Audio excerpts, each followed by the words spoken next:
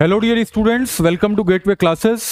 My name is doctor Kapil Kumar और इस video के अंदर हम ऑपरेटिंग सिस्टम के बारे में बात करेंगे। ऑपरेटिंग सिस्टम में भी हम यूनिट नंबर 5 के बारे में बात करेंगे। जो AKTU का सिलेबस है उसका जो यूनिट नंबर 5 है that is input output management and disk scheduling. तो उसके बारे में बात करेंगे और इस वीडियो के अंदर इसी एक लेक्चर के अंदर वन शॉट वीडियो में हम पूरा सिलेबस और उस सिलेबस में जितने भी क्वेश्चंस AKTU में 2014, 15, 15, 16 से पूछे गए हैं, कितने नंबर के पूछे गए, ये सारी बात हम करेंगे इस एक वीडियो के अंदर। ठीक है, तो चलिए सबसे पहले हम बात कर लेते हैं जो ऑपरेटिंग सिस्टम का सिलेबस है उसके बारे में। This is unit number 5 and the name of the unit is input output management and disk scheduling. Disk का मतलब सेकेंडरी स्टोरेज डिवाइस की बात कर रहे हैं। How to manage input and output and how to manage disk, यानी कि इससे पहले वाली जो यूनिट होती है that is memory management, that is primary memory management और it is about the main memory management. Now unit number 5 is related to the disk scheduling और you can say about the secondary storage device. So in this unit, first of all, we will discuss about what are the input-output device. Although you know about what are the input-output devices, what is the use of input and output devices, different type of input devices, you have idea about the different type of input devices. Then what is input-output subsystem? Then what is input-output buffering? ये question आपके exam में आ जाता है, तो इसी point of view से इसके बारे में डिटेल में थोड़ा सा बात कर लेंगे कि अगर ये क्वेश्चन एग्जाम में आता है, what do you mean by buffering और what do you mean by input output buffering, और you can say how it is different from spooling, जो कि हालांकि आपने कंप्यूटर ऑर्गेनाइजेशन में अपने 3rd सेमेस्टर में पढ़ा होगा कि बफरिंग क्या होता है, स्पूलिंग क्या होता है, और ये बेसिक कॉन्सेप्ट भी है। लेकिन फिर भी कैसा क्वेश्चन ऑपरेटिंग सिस्टम में AKTU के अंदर पूछा जाता है उसके बारे में बात करेंगे। Disk storage, how what is disk, secondary जो स्टोरेज यूनिट है उसमें वो उसकी जो स्ट्रक्चर है वो कैसी है, उसमें ट्रैक क्या होता है, उसमें सेक्टर क्या होता है, इसमें स्पिंडल क्या होता है, वो स्ट्रक्चर मैं आपको दिखाऊंगा। फिर उसके बारे में मैं बताऊंगा कि what is seek time, what is rotational latency, वो क्या होता है, व्हाट इज ट्रांसफर टाइम। तो it will be covered, it will be discussed in this disk storage. Then very important topic that is disk scheduling. Mainly जो question आएगा यहाँ पे वो यहीं से आएगा, disk scheduling. There are 6 types of disk scheduling algorithms, और ये मैंने लिखा भी है 6 type of disk scheduling algorithm, और उसमें कोई थ्योरी नहीं है, सीधे सीधे आपके एग्जाम में न्यूमेरिकल आने वाला है। और मेरे हिसाब से जब भी ऑपरेटिंग सिस्टम का किसी भी यूनिवर्सिटी का पेपर बनता है तो उसमें डिस्क शेड्यूलिंग से न्यूमेरिकल उसके अंदर जरूर होता है। तो इसी तरीके से हम डिस्क शेड्यूलिंग के बारे में बात करेंगे। परफॉर्मेंस को इंक्रीज करने के लिए ये जो redundant array of inexpensive disk या redundant array of independent disk के बारे में बात करेंगे, यानी कि रेड आर्किटेक्चर के बारे में बात करेंगे, रेड टेक्नोलॉजी के बारे में बात करेंगे, जिसमें कुछ लेवल्स होते हैं, RAID 0, RAID 1, 0, 0, 1, RAID 3, RAID 4, RAID 5, RAID 6। We will discuss about this क्योंकि ये थियोरेटिकल कॉन्सेप्ट है, it will be asked in your examination. फिर जब हम रेड डिस्कस कर लेंगे तो then we can say we have covered the 50% of the 50% syllabus of the unit number 5। Then we will have the completely theoretical concept, what is file concept, what is file directory, and in the last we will discuss about the what is the protection and security related to our secondary storage devices। तो बहुत छोटी सी unit है, बहुत ज़्यादा concept नहीं है, जो बहुत ज़्यादा समय लगने वाला है। थोड़ा सा इन कंपैरेटिवली अगर बात करूं तो समय सबसे ज़्यादा लगेगा डिस्क शेड्यूलिंग के अंदर। या तो मुझे हर बार ये क्वेश्चन मिलता है डिस्क शेड्यूलिंग का, और ये क्वेश्चन थियोरेटिकल का, और अब मैं ये देख रहा हूं क्वेश्चन पेपर में कि यूनिट नंबर 5 से एक क्वेश्चन तो डिस्क शेड्यूलिंग से मिलता है और एक क्वेश्चन एज इट इज जो हर बार पूछा जाता है फाइल से रिलेटेड होता है, फाइल डायरेक्टरी से रिलेटेड होता है। यानी कि ये जो सेकंड हाफ है वो 50% पोर्शन से आपको एक क्वेश्चन मिलेगा और यहां से एक क्वेश्चन आपको मिलेगा। यानी कि यूनिट नंबर 5 अगर आप कर लेते हैं, इस वन शॉट वीडियो को आप सुन लेते हैं, तो I can assure you that you will be able to attempt all the questions which will be asked from the unit number 5। ठीक है, तो इस विश्वास के साथ, इस भरोसे के साथ हम आगे बढ़ते हैं और हर एक कॉन्सेप्ट को समझने की कोशिश करते हैं, और इस तरीके से समझते हैं कि आज इसको सुनने के बाद और आज साथ साथ नोट्स बनाने के बाद ये बिल्कुल आपके दिमाग में सेट हो जाए। Any question from the unit 5 you must be able to answer. ठीक है, आर यू रेडी? यस, ठीक है, थैंक यू। तो इनपुट एंड आउटपुट डिवाइसेस क्या होती है? Already you have idea about the input and output devices. Input devices are used to input the data from the user and output devices are used to display the data. जो input हुआ, कुछ process हुआ, उसके बाद जो भी आपको information मिली, data मिली, यानी कि रॉ फैक्ट से आपको इंफॉर्मेशन मिली, उसे डिस्प्ले करने के लिए in the form of soft copy और in the form of hard copy, यानी कि soft copy data, hard copy data, monitor के ऊपर जो देख सकते हैं that is soft copy, printer से जो मिलता है दैट इज हार्ड कॉपी। तो this is basically input and output devices. तो ये keyboard, mouse, scanner, microphone, camera, these are the example of input devices, and monitor, printer, speakers, projectors and headphones, these are the example of some examples of output devices.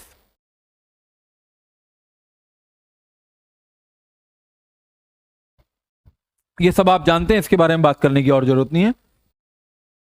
Input output devices में some devices can input data and output data, यानी कि एक input device, output device. एक category आप और समझ सकते हैं, that is input output device. One is example include touch screen, input output यानी कि रीड और राइट दोनों, external hard drive, USB drive, pen drive, network cards, modems, these are the examples of input and output device, have the capacity, capability, quality, attribute of both reading and writing the data. You can say this it comes in the category of input and output devices.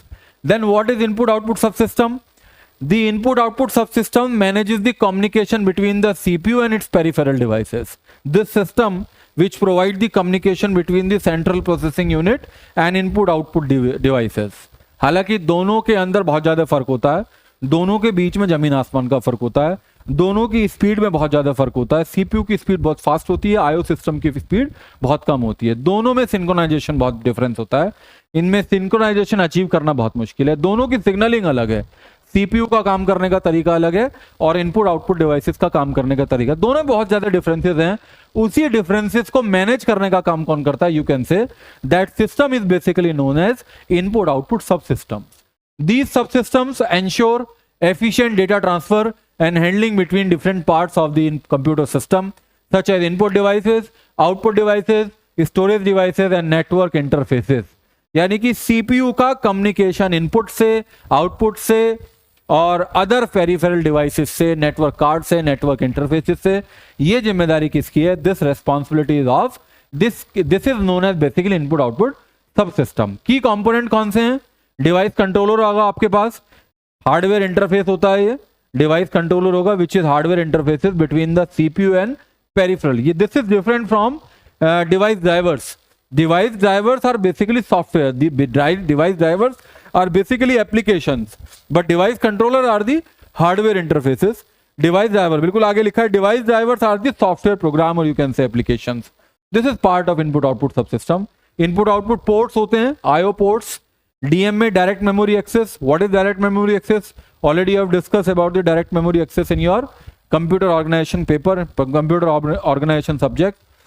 DMA provide the direct interaction without intervention of the CPU. CPU के बिना input output से direct communication execution जो provide करता है, memory का जो execution है, that is known as direct memory access. हालांकि वो जो सारा सिस्टम होता है, बस सिस्टम होता है, इनपुट बस, आउटपुट बस, control bus, data bus, address bus, ये सब होती किसकी हैं?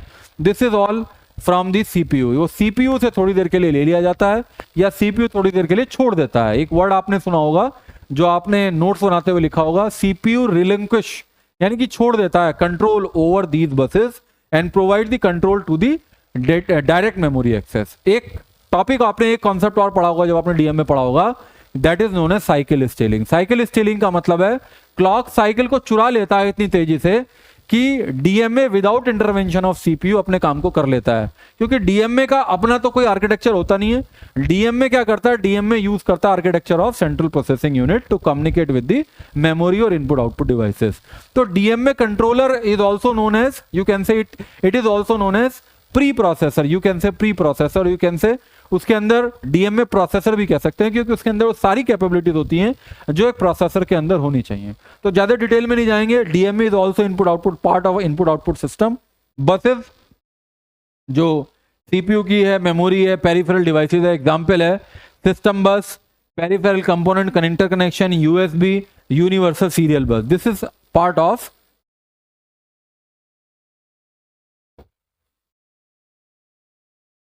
इनपुट आउटपुट सब system. Now the concept related to input output सब सिस्टम। इंटरप्ट क्या होता है मालूम है आपको? Interrupt is an unwanted, you can say, जब इंटरप्ट आता है, signal that alert the CPU to an event that requires immediate attention. Interrupt आता है तो सर्विस उसकी प्रोवाइड करनी पड़ती है, अगर उसकी प्रायोरिटी हाई है तो। Unwanted operation which is use to improve the efficiency of the execution, ये बताना चाह रहा था मैं। Can be hardware interrupt, software interrupt, ये सब हो सकता है। बफरिंग क्या है? Buffering is the process to reduce the speed mismatch between the devices. ये इनपुट और सीपीयू के बीच में बफर हो सकते हैं, इनपुट मेमोरी और सीपीयू के बीच में बफरिंग हो सकती है, सीपीयू और आउटपुट के बीच में बफरिंग हो सकती है। क्यों हो सकती है? सीपीयू का काम केवल ये देखना नहीं है कि मुझे इनपुट डिवाइस से इनपुट मिले। सीपीयू एक बहुत इंपॉर्टेंट रिसोर्स है। सीपीयू का काम है किसी इंस्ट्रक्शन को एग्जीक्यूट करना। केवल उसका काम ये नहीं है कि वो हमेशा बिजी वेट लूप में फंसा रहे। बिजी वेट लूप का क्या मतलब है? केवल वो बिजी रहे ये एक वेट करने में। किसका वेट करने में? कि मुझे इनपुट डिवाइसेस से कुछ मिलेगा। तो सीपीयू की स्पीड बहुत फास्ट होती है, तो कुछ इस तरह का एनवायरनमेंट हम क्रिएट कर सकते हैं कि इनपुट से, यूजर से सपोज इनपुट लेना है तो वो इनपुट होता रहेगा होता रहेगा होता रहेगा और एक बफर के अंदर जाके स्टोर होता रहेगा। उस बफर में जब वो फुल हो जाएगा या जब भी सीपीयू को डिमांड होगी किसी डेटा की तो बफर को रीड कर लेगा। जब बफर में डेटा अवेलेबल नहीं है, सीपीयू केवल इस काम के लिए नहीं है कि वो वेट करे कि बफर में डेटा नहीं है, मुझे डेटा मिलना चाहिए, तो वो इतनी देर में किसी और इंस्ट्रक्शन को एग्जीक्यूट करेगा। कुछ इस तरह का एनवायरनमेंट हमें क्रिएट करना होता है। तो ये जो बफर के अंदर डेटा आना और सीपीयू किसी और समय में किसी और काम को करना, this concept is known as buffering. क्योंकि buffering is a temporary storage medium. Buffering is the process to reduce the speed mismatch. मैंने अभी बताया था सीपीयू और इनपुट के बीच में बहुत ज्यादा स्पीड डिफरेंसेस हैं, मिसमैचेस हैं। उन मिसमैच को दूर करने के लिए, स्पीड मिसमैच को ओवरकम करने के लिए we use the concept of buffering. और अगर पूरी डिवाइस के लिए, यानी कि जैसे प्रिंटर के लिए या पेरिफेरल डिवाइसेस के साथ हम इस काम को करते हैं तो हम उस कॉन्सेप्ट को बोलते हैं simultaneous peripheral operation online. That is the full form of spool and that concept is known as spooling concept. आपको इस बात का पूरा आइडिया होगा क्योंकि ऑलरेडी बफरिंग और स्पूलिंग आप कई बार इससे पहले भी सुन चुके हो। कैशिंग का क्या मतलब है? कैशिंग का मतलब है, this is also an important concept, caching, cache memory. Memory hierarchy आपने पढ़ा है। मेमोरी के अंदर, यानी कि जो कंप्यूटर ऑर्गेनाइजेशन में एक चैप्टर था, चैप्टर नंबर 12, मेन मेमोरीज का चैप्टर का नाम था। मेमोरी ऑर्गेनाइजेशन भी आप उसे कह सकते हो। उसके अंदर क्या है? एक मेमोरी हायरार्की है। मेमोरी हायरार्की कैसी है मैं आपको बना के दिखा देता हूं, या मेमोरी हायरार्की मैं यहां बनाता हूं। इस तरीके से आपने पढ़ा होगा, this is the memory hierarchy. ये मेमोरी हायरार्की के अंदर सबसे ऊपर जो है टॉप पे, वो आप कह सकते हो सीपीयू रजिस्टर्स हैं। और थोड़ा सा मैं इसको यहां कह देता हूं, यहां पे क्या होते हैं? सीपीयू रजिस्टर्स होते हैं। और कुछ और तरीके से बनाता हूं,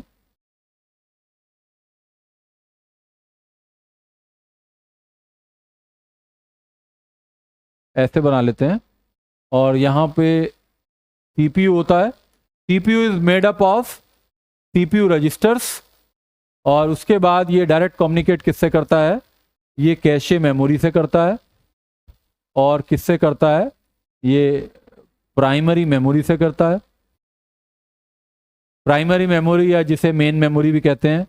फिर सेकेंडरी मेमोरी होती है जिसे मैग्नेटिक टेप हो गया, मैग्नेटिक डिस्क हो गया।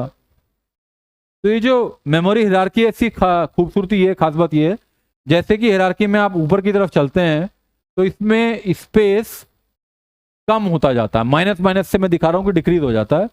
और जब मैं नीचे की तरफ आता हूं तो जो आपकी स्पीड है वो कम होती है, माइनस माइनस। यानी कि इसका पॉजिटिव बना सकता हूं मैं। जब ऊपर की तरफ बढ़ता हूं तो स्पीड मेरी इसकी एग्जीक्यूशन की बढ़ती है, और जब मैं नीचे की तरफ आता हूं तो मेरा जो स्पेस है वो इंक्रीज होता है, ऊपर की तरफ स्पेस कम होता है। तो ये जो कैशे मेमोरी है ये क्या होती है? This is high speed memory. This is high speed memory. और इसमें भी डिफरेंट लेवल होते हैं, L1, L2, L3 कुछ लेवल होते हैं। और अगर मेरे पास ऑप्शन हो ये बताने के लिए कि मुझे रजिस्टर में से कैशे में प्राइमरी सेकेंडरी स्पीड सबसे ज्यादा फास्ट किसकी है, तो obviously I will answer register की स्पीड सबसे ज्यादा फास्ट है। लेकिन अगर रजिस्टर ऑप्शन नहीं है तो always I will answer that the speed of cache memory is the fastest. This is the fastest memory. तो कैशिंग का मतलब यह है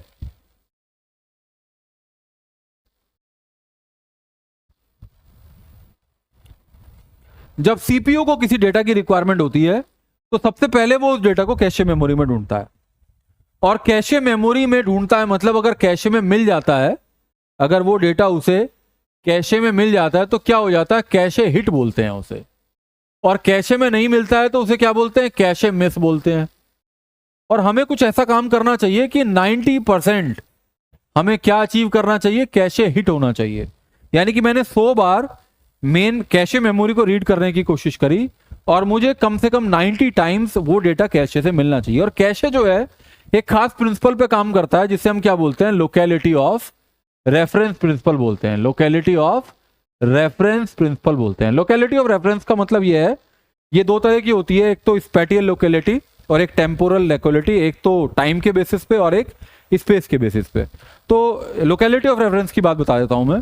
लोकेलिटी ऑफ रेफरेंस का मतलब यह है कि जब अगर मैंने कोई एक पर्टिकुलर मेमोरी की, कैशे मेमोरी की एक्स लोकेशन को एक्सेस किया, तो मैं अगली बार x+1 लोकेशन को ही एक्सेस करूंगा। ऐसा कुछ एक्सपेरिमेंटल रिजल्ट है कि मुझे उसके आसपास की वैल्यू, एक तो ये स्पेस हो गया, और अभी जो वैल्यू मैंने अभी जो प्रायर जो टाइम में, यानी कि 1-2 क्लॉक साइकिल से पहले जो एक्सेस की थी, ये टाइम के बेस पे हो रहा, टेम्पोरल लोकेलिटी ऑफ रेफरेंस हो गया। तो इस तरीके की कुछ रिक्वायरमेंट है कि मैं ये लोकेलिटी ऑफ रेफरेंस पे ये काम करता है कि मुझे अभी उसी डेटा की जरूरत है जैसे अभी लिया। जैसे फॉर लूप की मैं बात करता हूं, तो फॉर लूप अगर मैंने सपोज n टाइम्स मुझे फॉर लूप रन करना है और बार बार मुझे एरे का सम करना है, तो मैं क्या इंस्ट्रक्शन लिखता हूं, sum of i equals to sum plus a of i लिखता हूं। सम इक्वल्स टू क्या लिखता हूं, sum equals to sum plus a of i। और i के लिए मैं लूप चला देता हूं, i equals to 0, i less than n।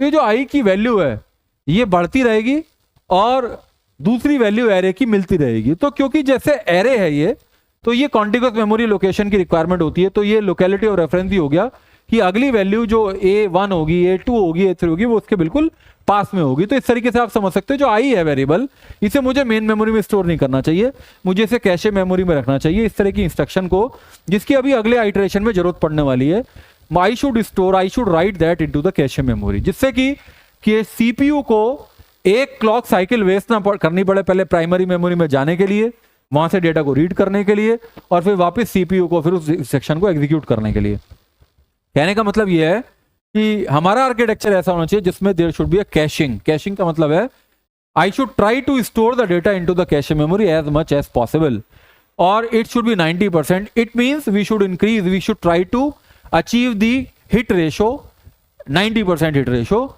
जिससे कि जब भी, अब ये क्या तरीका है, जैसे अगर सीपीयू से नहीं मिला तो मिस हो गया तो कहां से मिलेगा, मैं मानता हूं प्राइमरी से मिलेगा। अब प्राइमरी से जब कोई वैल्यू मिलती है तो मुझे कैशे में राइट करने के दो तरीके हैं। कैशे में राइट करने का एक तरीका तो है राइट थ्रू पॉलिसी, एक तो आपने पढ़ा होगा राइट थ्रू। राइट थ्रू का मतलब है कि जब मान लीजिए कैशे से नहीं मिला, मेन मेमोरी से मिलेगा, तो जब मैं मेन मेमोरी से लेके आऊंगा तो मैं साथ के साथ उसे कैशे में लिखता जाऊंगा और फिर सीपीयू को दूंगा, जिससे कि जब सीपीयू को अगली जरूरत पड़े तो कैशे से मिल जाए। राइट बैक पॉलिसी का मतलब क्या है, second is right back policy. Write back policy का मतलब क्या है, सीपीयू ने डेटा को डिमांड किया, कैशे से नहीं मिला, मैं मान लेता हूं मेन मेमोरी से मिलेगा, तो मेन मेमोरी से पहले वो डेटा आएगा सीपीयू के पास, और उसके बाद एग्जीक्यूशन के बाद वो डेटा को राइट करेगा किसके अंदर, कैशे मेमोरी के अंदर। This policy of writing to a cache is known as cache write policy, write back policy. तो this process, cache hit, cache miss और write through, write back, this all known as caching. This system is known as caching. ठीक है, काफी बात कर ली, आगे चलते हैं। आयो बफरिंग, ये कॉन्सेप्ट आपके एग्जाम में आ जाता है।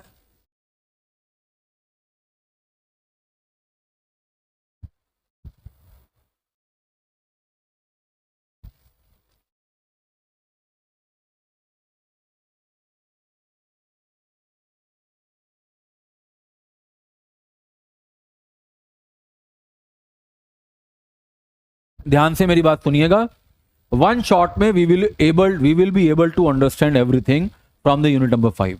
आगे बढ़ रहे हैं धीरे धीरे, हर कॉन्सेप्ट को कवर कर रहे हैं, कोई भी कॉन्सेप्ट छोड़ नहीं रहे हैं। इनपुट आउटपुट बफरिंग का क्या मतलब है, ऑलरेडी आई हैव एक्सप्लेन कि buffering is a process which is used to reduce the speed mismatch. Buffer क्या होता है, buffer is a temporary storage medium and which is used to improve the speed mismatch between the devices. Purpose of the input output buffering, handling speed mismatch, मैं बता चुका, पढ़ लीजिएगा। Data flow smoothing, पहले data जो है CPU से पहले वो बफर में आ जाए, बफर के बाद वो स्मूथली सीपीयू से रीड और राइट कर सके। लेटेंसी रिड्यूस करता है। लेटेंसी का मतलब है जो सीपीयू को किसी डेटा को रीड करने में देरी ना हो, इस प्रॉब्लम को ओवरकम करता है। और थ्रूपुट बढ़ा देता है। थ्रूपुट क्या होता है? और unit of work with in unit of time, क्योंकि रिसोर्स यूटिलाइजेशन बढ़ जाता है, सीपीयू का यूटिलाइजेशन बढ़ जाता है, तो ऑब्वियसली थ्रूपुट भी इंक्रीज हो जाता है। ठीक है। Advantages of input output buffering, efficiency बढ़ जाती है, स्पीड बढ़ जाती है, रिसोर्स का यूटिलाइजेशन बढ़ जाता है और रिलायबिलिटी बढ़ जाती है। यानी कि रिलायबिलिटी का मतलब है अवेलेबिलिटी ऑफ डेटा बढ़ जाती है। और कहां पे रहता है वो? बफर की फॉर्म में। बफर में हमें डेटा हमेशा मिलता है। This is it is increasing the reliability of the system. Now come to the point, what is disk and what is disk scheduling. तो डिस्क शेड्यूलिंग क्या है? डिस्क शेड्यूलिंग का मतलब है there will be number of request. What is disk scheduling? Disk की requirement है और कुछ इस तरीके से शेड्यूल करना है कि सबको उसकी अवेलेबिलिटी हो जाए, because disk is used to store the data permanently. Disk is used to store the data permanently. तो ये डिमांड है इसकी।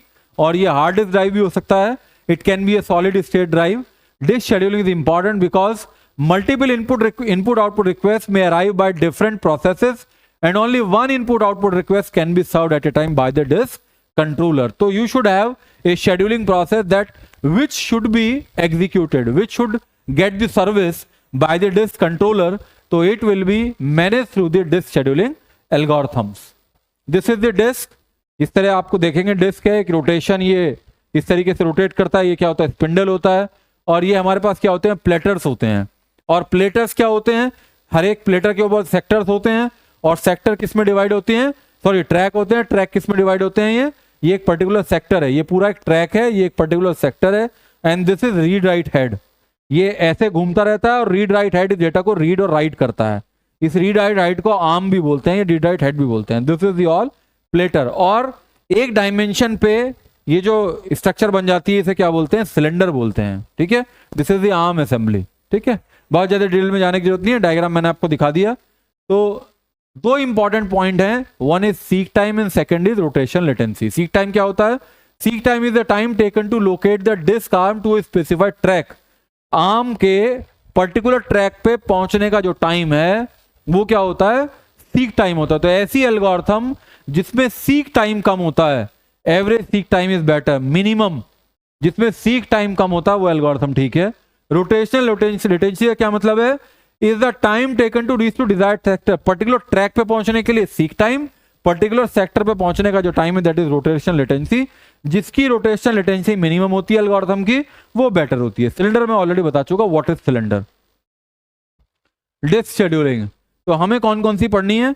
FCFS number 1, number 2 SSTF, number 3 scan, this is number 3, number 4 C scan, number 5 look and last one number 6 is C look. ये 6 algorithm हमें पढ़नी है। 6 के हमें दो न्यूमेरिकल देखने हैं, जिससे कि we should have the complete idea that how will solve the example, how will solve the numerical in the examinations. ठीक है।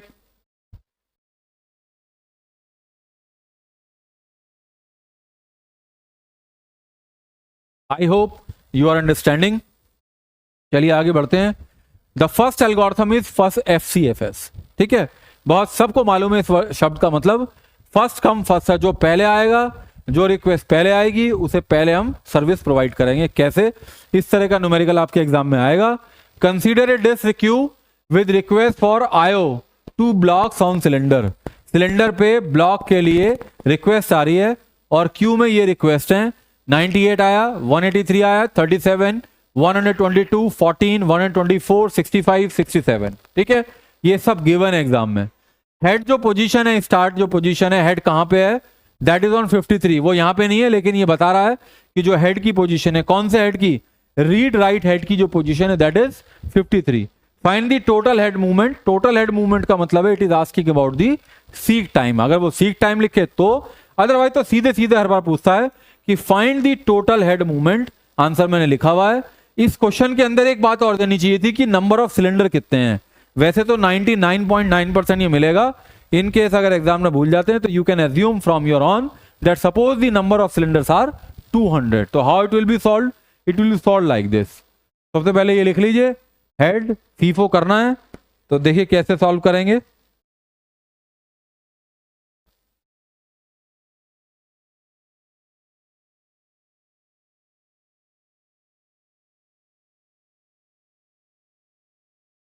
पहले इस तरह से लाइन बना लीजिए एक, और कहां से लेके कहां तक, 0 से, क्योंकि नंबर ऑफ सिलेंडर कितने हैं, नंबर ऑफ सिलेंडर्स कितने हैं, वो 200 है, तो 199 तक। ठीक है, अब इन्हें इसी एक ऑर्डर में लिख लीजिए। सबसे पहले क्या लिखिए, 14 लिखिए, उसके बाद 14 के बाद 37, उसके बाद 53 आ जाएगा। Current head position is 53। Then we will have after 37, 53, then 65, then 67, 65, 67, then next number is 98, 98, then 122, 122, then 124, 124, the last one is 183 and last is 199। ठीक है, इसे लिखने के बाद अब सबसे पहले हेड की पोजीशन क्या है, हेड की पोजीशन है 53, ये मैंने बना दिया, इस तरीके से एरो बना लीजिएगा। Head position is current head position which is given in your exam question, that is 53। ठीक है, इसके बाद सबसे पहले 98 आया, तो service will be provided to 98, इस तरीके से बनाते चले जाइए 98।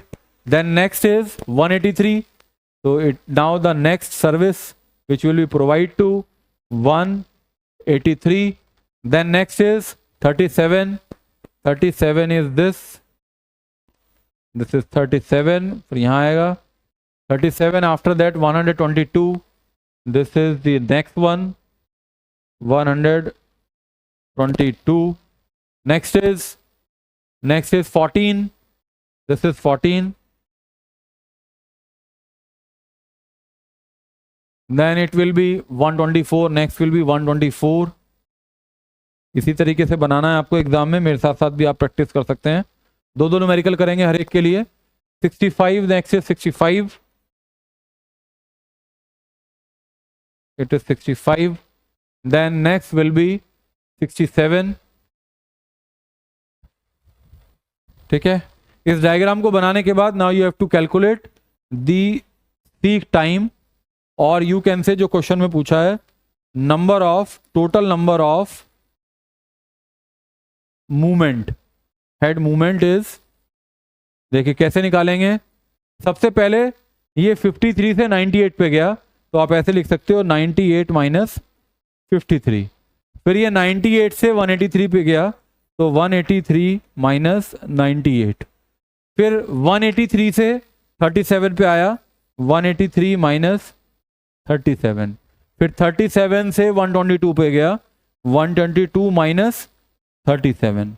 देन 122 से 14 पे आया, 122 से 14 पे आया, फिर 14 से 124, 124 से 14 पे गया, फिर 124 से 65 पे आया, 124 से 65 पे आया, और फिर 65 से 67 पे आया, यानी कि 67 माइनस 65।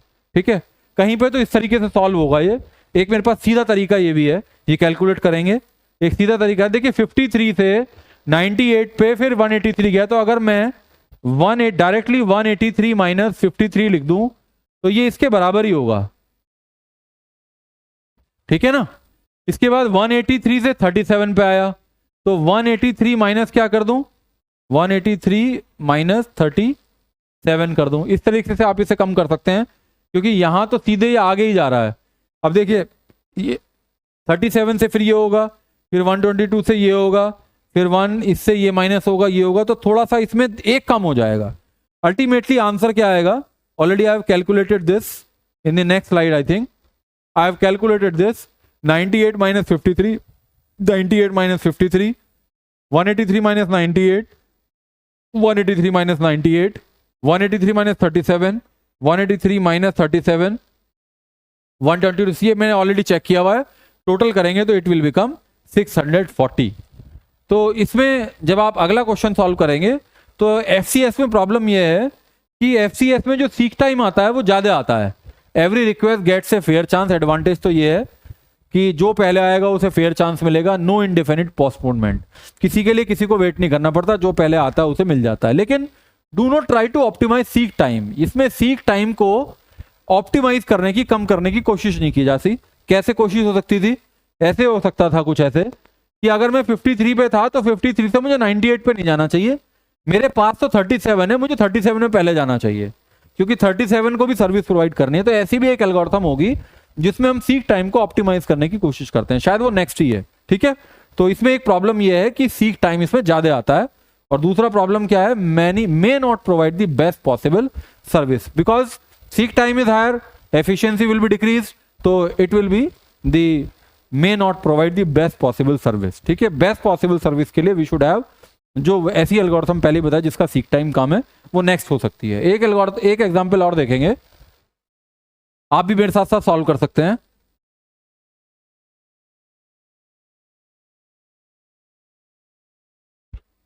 ऑलरेडी ये सॉल्व है तो मैं सॉल्व कर देता हूं, क्वेश्चन पढ़ देता हूं पहले। Consider this Q with request for input output two blocks on cylinder. ये क्यू गिवन है, टोटल नंबर ऑफ सिलेंडर भी गिवन है, करंट हेड पोजीशन भी मालूम है 50 है, find the total head movement, और आंसर गिवन है, सॉल्व भी किया है। पर मैं एक बार आपको सॉल्व करके दिखा देता हूं उसी तरीके से। पहले एक आप ये बना लीजिए, उसके बाद टोटल नंबर ऑफ सिलेंडर कितने हैं? 200, तो 0 से कितने तक रख सकते हैं? 199 तक रखिए, 0 से 199 तक रखिए। उसके बाद ये मैप कर लीजिए। सबसे पहले क्या है? 6 है, उसके बाद क्या है? 14 है, 14 के बाद क्या है? 33 है, 33 हो गया।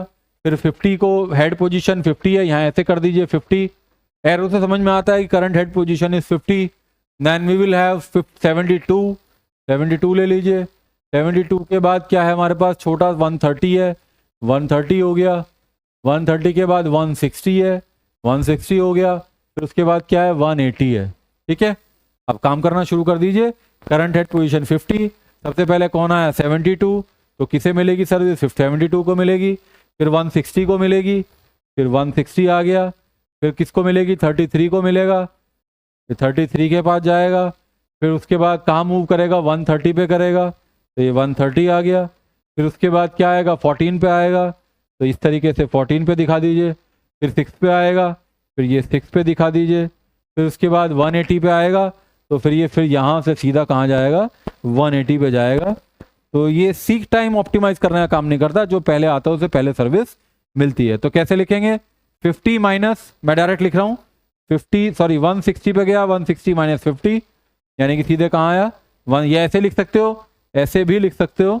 50 माइनस 33, सब नहीं, 72 माइनस 50। सबसे पहले 50 72 गया, तो 72 माइनस 50। उसके बाद 162 minus 162, 160 minus 72, then 160 minus 33 minus 33। अब आप समझ गए होंगे। 33 से फिर 130, तो 130 minus 33, then 130 minus 14, 130 minus 14, 14 minus 6, 14 minus 6, then 180 minus 6। तो आंसर क्या आएगा? ये देखिए इसी तरीके से है। सबसे पहले 72 माइनस 50 हो गया, 72 माइनस 50 हो गया। देन 160 माइनस 72 हो गया, 160 माइनस 72 हो गया। 160 माइनस 33 हो गया, 160 माइनस 33 हो गया। 130 माइनस 33 हो गया, 130 माइनस 33 हो गया। 14 माइनस 6 हो गया। फिर उसके बाद 14 माइनस 130 माइनस 14 हुआ, 130 माइनस 14 हुआ, बिल्कुल सही बात है। फिर 14 माइनस 6 हुआ, 14 माइनस 6 हो गया।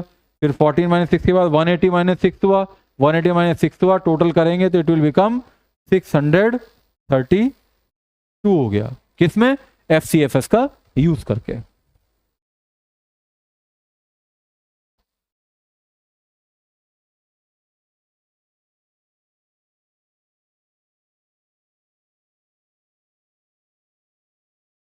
चलिए नेक्स्ट न्यूमेरिकल देखते हैं। नेक्स्ट इससे जो क्वेश्चन रिलेटेड पूछे गए हैं, देखिए एग्जाम में क्या आया है। इस FCFS से रिलेटेड देखिए ये क्वेश्चन आया है इस तरीके से। 2021-22 में, 2018-19 में 10 नंबर का आया। ये इसी तरीके से क्वेश्चन मिलेगा। 2000 सिलेंडर है, number from 0 to 1999, the drive is currently serving the 143 पे है, प्रीवियस रिक्वेस्ट 125 से आया था, स्टेटस ऑफ द क्यू ये नंबर गिवन है, द टोटल डिस्टेंस है ये कैलकुलेट करना है, और उसके बाद किसका यूज़ करके, SSTF और FCFS का यूज़ करके। और इसमें हमने इनपुट आउटपुट बफरिंग की बात की, तो ये क्वेश्चन भी ऑलरेडी पूछा गया है। और डिस्क स्टोरेज का क्या मतलब है, वो हार्ड डिस्क की बना दीजिए। और शेड्यूलिंग का क्या मतलब है, तो डिस्क शेड्यूलिंग के बारे में थोड़ा सा बता दीजिए। ये 2017-18 में 7 नंबर का पूछा गया था। चलिए इसी तरीके से देखिए, ये FCFS का पूछा गया है 2015-16 में 10 नंबर का। फिर ये इनपुट आउटपुट बफरिंग के बारे में, और ये 2015-16 में पूछा गया है। डिस्क शेड्यूलिंग एल्गोरिथम क्या कौन सी होती है, ये पूछा 2014-15 में 10 नंबर का। यानी कि जो अब तक डिस्कस किया उससे बहुत सारे क्वेश्चन एग्जाम में आते हैं। आगे नेक्स्ट एल्गोरिथम हमारी नंबर 2, SSTF। SSTF में क्या करते हैं हम लीस्ट सीक टाइम का ध्यान रखते हैं, जो अभी हमने ध्यान नहीं रखा FCFS में। अब वो ध्यान हम किस में रखते हैं, shortest seek time first algorithm में रखते हैं।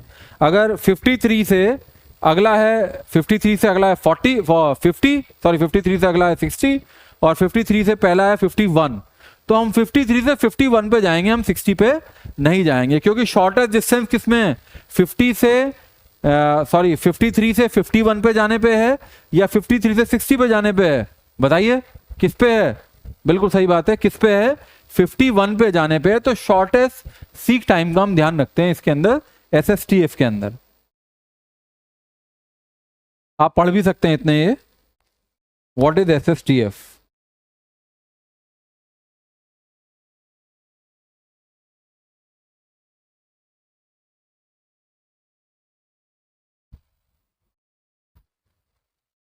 ठीक है, तो सीक टाइम हम कैलकुलेट करते हैं एडवांस में SSTF के अंदर।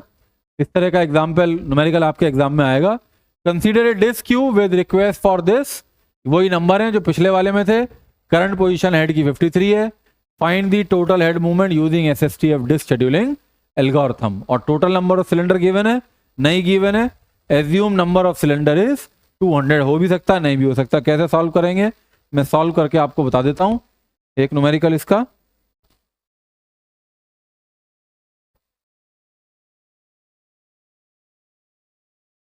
जीरो से लेके कहां तक है, 199 तक। आप भी करिए मेरे साथ साथ। क्यों लिया, क्योंकि नंबर ऑफ सिलेंडर कितने हैं, number of cylinder equals to 200, कहां से लेके कहां तक, 0 to 199 तक। ठीक है, उसी तरीके से मैप करना है। पहले सबसे पहले क्या आएगा, सबसे पहले आएगा 14 ले लिया। उसके बाद क्या आएगा, 37 दिखाई दे रहा है मुझे, 37 आ गया। फिर मुझे 53 दिखाई दे रहा है, current head position is 53। Then we will have 65 and 67, 65, 67। Then we will have 98, next one is 98। Then 122, 124 and the last one is 183। तो देखिए सीक टाइम निकालते हुए हमें 53 से 53 पे है। तो अब FCFS में तो जो पहले जो आता था उसे मिलता था। अब 53 से 37 पे जाना चाहिए कि 65 पे जाना चाहिए, एडवांस में आपको सीक टाइम कैलकुलेट करना है। करके देख लेता हूं। तो 65 माइनस 53 करूंगा तो कितना आएगा, 2 और ये कितना हो गया, 12 आएगा। लेकिन 53 माइनस 37 करूंगा, 53 माइनस 37 करूंगा तो 13, और ये कितना आएगा, 7 गए तो आ गया 3 और 3 6 आएगा, और ये 26 आएगा, है ना। 6 7 13, 3 और 2 नहीं, ये कितना आएगा, 16 आएगा। 4 minus 3, this is 16, this is 16। ठीक है, तो कहाँ जाएगा, 53 से 65 पे जाएगा। This is the least seek time. देखिए एग्जाम्पल जो मैंने सॉल्व किया हुआ है उसमें भी कहाँ जा रहे हैं, 53 से 65 पे जा रहे हैं। ठीक है, तो 53 65 से अब मैं 67 पे जाऊंगा, यही काम है। तो 67 पे आ गया। फिर 67 से 98 जाना चाहिए कि 37 जाना चाहिए, कैलकुलेट करना होगा मुझे। कैलकुलेट कर लेता हूँ, कलर चेंज करके करता हूँ। तो 60 7 से 98, तो 98 माइनस 67 कितना आएगा, 1 आएगा, और ये कितना आएगा, 31 आएगा। लेकिन अगर मैं 67 से 37 आता हूँ, 67 से 37 आता हूँ, तो इट विल बिकम 7 माइनस 7 0। तो देखिए लग ज़्यादा रहा था, ये डिस्टेंस ये कम लग रहा है, ये ज़्यादा लग रहा है, लेकिन ये वैल्यू सीक टाइम किसमें है, ये भी सीक टाइम आ गया, ये 31 है, ये सीक टाइम कितना है, यानी कि हेड मूवमेंट का टाइम। सीक टाइम का मतलब है एक पर्टिकुलर हेड जो मूव करेगा एक लोकेशन से दूसरी लोकेशन पे, दैट इज सीक टाइम। तो 31 है, 30 है, तो 30 पे जाना चाहिए, यानी कि 67 से 37 पे आना चाहिए, 67 से 37 पे आना चाहिए। तो 37 आ गया। अब 37 से 14 आना चाहिए कि 98 आना चाहिए, दिखाई दे रहा है वो, तो आई शुड कम एट 14। फिर 14 से कितना आना चाहिए, 98 आना चाहिए। देन 98 से कितना आना चाहिए, 98 से 122, 122 से 124, एंड लास्ट वन इज 124 से 183। ठीक है, अब कैसे कैलकुलेट करेंगे, बहुत ईजी सा तरीका है। 53 से आया 67 पे, पहले बीच में भी है, बीच का लिखने की जरूरत नहीं, बहुत आसान है। तो 67 माइनस 53 कैलकुलेट करना है। फिर 67 से यहाँ आते आते यहाँ आया, तो 67 माइनस 14 कर देता हूँ, 67 माइनस 14 कर लेता हूँ, और उसके बाद 14 से सबको सर्विस प्रोवाइड करता करता कहाँ आया, 183 पे आया। तो I should write 183 minus 14, 183 minus 14 calculate कर लीजिएगा। इसी तरीके से कैलकुलेट किया हुआ है, ये दिखा देता हूँ आपको मैं। ये देखिए 67 minus 37 53, 67 minus 53, second is 67 minus 14, 67 minus 14, next is 183 minus 14, 183 minus 14। When you will add these three numbers you will gate 236। देख कितना बेटर परफॉर्मेंस आपको मिला। जो इससे FCFS था वो 600 समथिंग आ रहा था, दोनों ही के केसेस में, दो न्यूमेरिकल किए, लेकिन SSTF में उसी डेटा के ऊपर जब SSTF लगाया तो बिल्कुल ड्रास्टिकली चेंज आ गया, सीक टाइम ड्रास्टिकली डिक्रीज हो गया। ठीक है, तो दिस इज बेटर।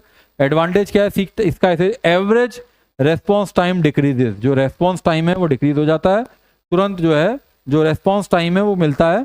और डिसएडवांटेज क्या है, overhead to calculate seek time, calculate करना पड़ता है एडवांस में, कैन कॉज स्टारवेशन, और स्टारवेशन की प्रॉब्लम भी आ सकती है, क्योंकि जिसका सीक टाइम कम होगा वहां मूव करोगे, और जिसका सीक टाइम ज्यादा होगा उसको हो सकता है मौका ही ना मिले, वो पास वालों के पास ही घूमता रहे और वो वैल्यू को, उसे इस ट्रैक पे जाने का, उस वैल्यू को एक्सेस करने का मौका ही ना मिले। तो ये एक इंडेफिनिट पोस्टपोनमेंट की या फिर स्टारवेशन की प्रॉब्लम SSTF में हो सकती है। फिर भी एक बहुत अच्छी एल्गोरिथम है जिसमें जो हेड मूवमेंट है वो बहुत कम होता है, सीक टाइम बहुत कम होता है। ठीक है, चलिए नेक्स्ट देखते हैं। अब इसी का न्यूमेरिकल है, ये मैंने अभी सॉल्व किया है। एक न्यूमेरिकल और देखते हैं इसका, आप लोग सॉल्व कीजिए इसे, then I will explain it.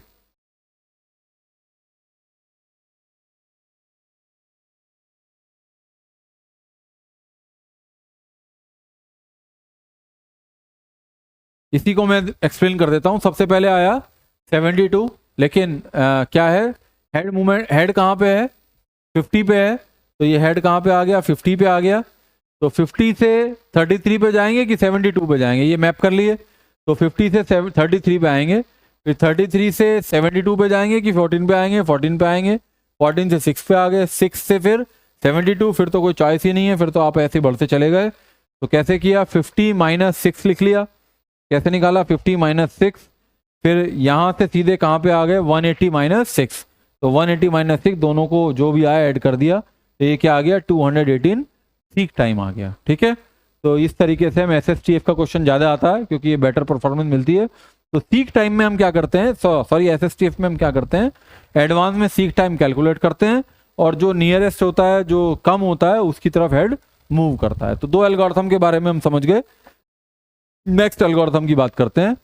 Next algorithm is scan disk scheduling algorithm, which is also known as elevator algorithm भी से हम बोलते हैं। इसमें क्या करते हैं, in this algorithm the disk arm starts at one end of the disk, एक एंड से शुरू होता है, and moves toward the other end, और जैसे लिफ्ट होती है, जैसे एलिवेट होता है, एक जगह से शुरू होता है, लास्ट तक जाता है, और बीच में सबको सर्विस प्रोवाइड करता रहता है, जिसको जहां उतरना है वो उतर जाता है। Servicing request at it reaches each cylinder until it get to the other end of the disk, जब तक दूसरा एंड पे नहीं पहुंचता है तब तक ये इसे, यानी कि एक एंड से शुरू करता है और अगले एंड तक चलता रहता है। At the other and the direction of the head movement is reverse, दूसरे एंड पे जाके फिर रिवर्स हो जाता है, एंड सर्विसिंग कंटिन्यूस, फिर से सर्विस प्रोवाइड करना शुरू कर देता है दूसरे एंड पे जाके। In scan algorithm the disk arm moves to a particular direction. इस न्यूमेरिकल में, स्कैन एल्गोरिथम में आपको न्यूमेरिकल के अंदर ये मिलेगा कि डायरेक्शन क्या है हेड की, वो टूवर्ड्स दी हायर वैल्यू है या टूवर्ड्स दी लोअर वैल्यू है, वो 0 की तरफ है या वो जो हायर का मतलब जो 199 नंबर सिलेंडर है उसकी तरफ है। तो ये डायरेक्शन आपको मिलनी चाहिए। And services the request come in its path, और रास्ते में जो कुछ आता है, जैसे सर्विस जो बटन दबाता है वो लिफ्ट में आ सकता है और सर्विस मिल जाती है, उसी तरीके से इसमें भी होता है। And after reaching the end of the disk it reverses it direction and again services the request arriving in its path. As a result the request as the mid range are service more than, तो ये आपके मतलब की बात ये है। उसके बाद एक ये न्यूमेरिकल है, जैसे कि इस न्यूमेरिकल में सॉल्व करता हूं, देखिए किस तरीके से न्यूमेरिकल आ रहा है। न्यूमेरिकल आने का तरीका वही है, consider a disk queue with request input output block of cylinder, ये नंबर गिवन है, ये वही डेटा है। मैंने हर एक न्यूमेरिकल में 2 डेटा लिया हुआ है, 2 न्यूमेरिकल है, 2 डिफरेंट डेटा है, वही है हर बार। Assuming that the disk arm is moving toward 0, ये गिवन है, 0 की तरफ जा रहा है, and the initial head position is 53 है। Find the total head movement using scan disk scheduling algorithm या एलिवेटर एल्गोरिथम का यूज करके आपको टोटल हेड मूवमेंट बताना है। इसको मैं सॉल्व कर देता हूं। सबसे पहले इस तरह से आप एक लाइन बनाएंगे, उसके बाद आप क्या करते हैं, नंबर ऑफ हेड 1 जो सिलेंडर है 200 है, तो 1 से 0 से 199 लिख लेंगे।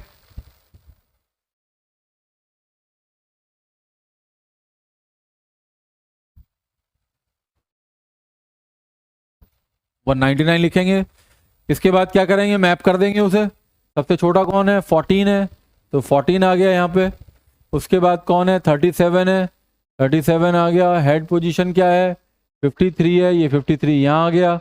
उसके बाद क्या है, 53 के बाद व्हाट इज 65, देन 65 हो गया, 67 हो गया, देन 98 हो गया। Then after that we have 122, 124, then 183। ठीक है, और क्या यूज करना है हमें, स्कैन का। स्कैन में हम क्या करते हैं, करंट हेड पोजीशन, अभी मैंने आपको पढ़ाया था व्हाट वी डू, कि स्कैन में क्या करते हैं कि ये डायरेक्शन आपको गिवन है scan, at the other and, पहले एक एंड से शुरू करता है और moves toward the other and. तो इसके अंदर क्या करेंगे, सबसे पहले टुवर्ड्स दी 0 है, तो टुवर्ड दी 0 का मतलब है तो यहां से यहां जाएगा, फिर यहां से यहां जाएगा, और यहां से फिर कहां आएगा, एक वापस एंड पे आएगा। देखिए इन दिस, यहां से पढ़ते हैं, in algorithm the disk arm moves to a particular direction and services the request come in that part, and after reaching at the end of the disk, कहां पहुंच जाता है, एंड पे पहुंच जाता है।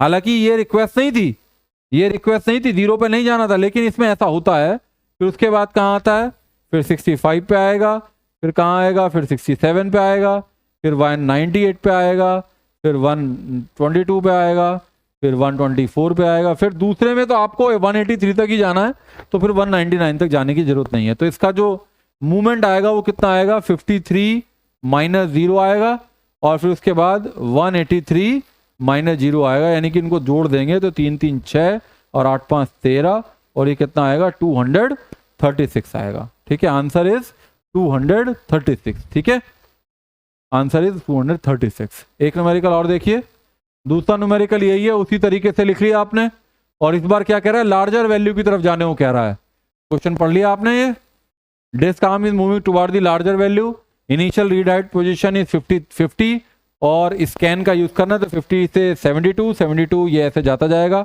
और जिस डायरेक्शन में जा रहा है वहां लास्ट तक जाएगा। जैसे प्रीवियस न्यूमेरिकल में वो 0 की तरफ आ रहा था, 0 तक लास्ट तक गया, लेकिन जो आपका लास्ट रिक्वेस्ट था वहां पे जाके रुक गया। ठीक है, लेकिन इसी तरीके से ये इधर जा रहा है तो 99 तक जाएगा, 188 तक जाना था, ये एक्स्ट्रा हो गया, फिर 199 से कहाँ आएगा, 33 आएगा, फिर 14 आएगा, फिर 6 आएगा।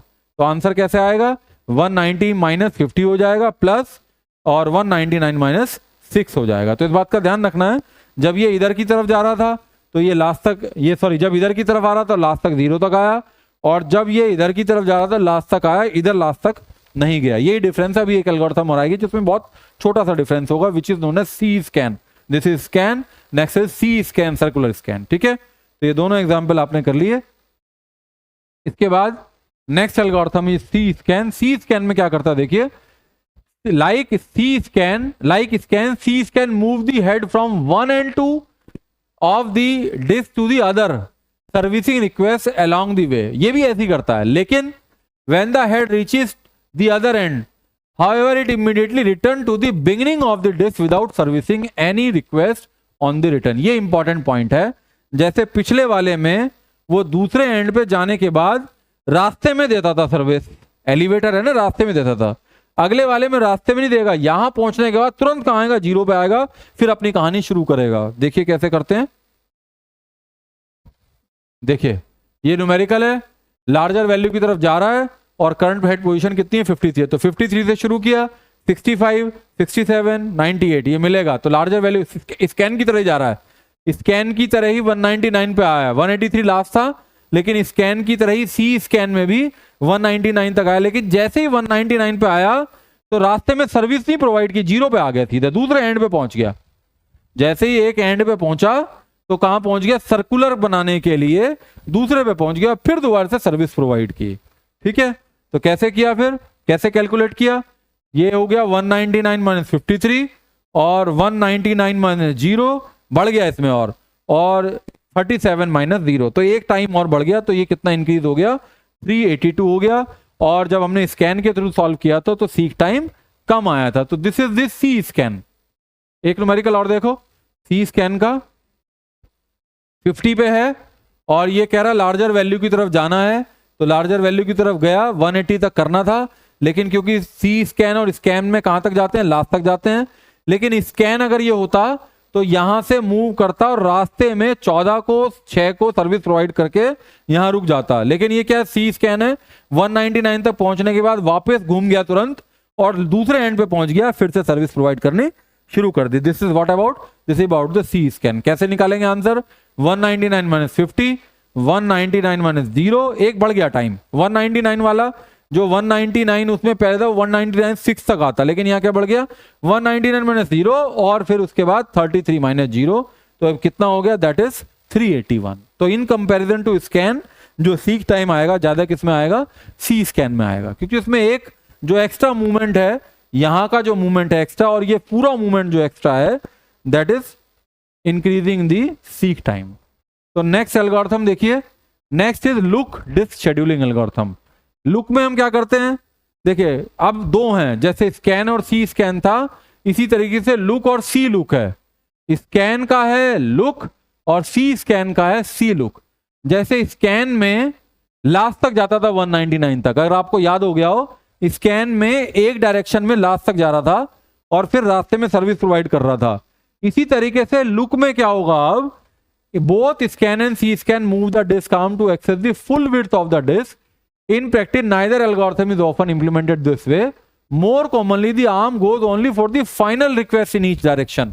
दोनों डायरेक्शन में जहां तक रिक्वेस्ट की वहीं तक जाना, दैट इज लुक। देख लेते हैं, जैसे ये एग्जाम्पल है, न्यूमेरिकल थोड़ा सा और बड़ा है, ये कुछ एक बात और पूछी है, सॉल्व कर लेता हूं अभी मैं। ए डिस्क कंटेन 200 ट्रैक्स, 200 हैं, और कहां से लेकर कहां तक, 0 से 199 तक। The request queue contain track number, ये ट्रैक नंबर की रिक्वेस्ट है। Current position of read write head is 50 है। कैलकुलेट उसी तरीके से total number of movements using look, total number of movement, head movement, total number of head movement using look scheduling algorithm. If read write head takes 1 nanosecond to move from one track to another, then calculate the total time. Calculate कर लेंगे, अगर हम कितने move करते हैं, suppose 500 move करते हैं, तो टोटल कितना आएगा, टाइम कितना आएगा, 500 नैनोसेकंड आएगा, क्योंकि एक को 1 सेकंड लगता है, 1 नैनोसेकंड लगता है, तो 500 को 500 लगेगा, सीधी सी बात है। Given that direction toward the large value.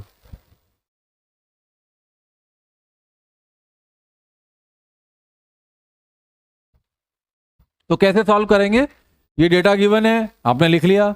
तो पहले 50 से किस पे गए, क्योंकि क्या दिया हुआ है इसने, टूवर्ड्स दी लार्जर वैल्यू दिया हुआ है, तो लार्जर की तरफ जाएंगे। तो 50 से 82, 82 से 140, 170, फिर 190। अगर ये स्कैन होता तो ये 190 तक जाता, अब नहीं जाएगा ये।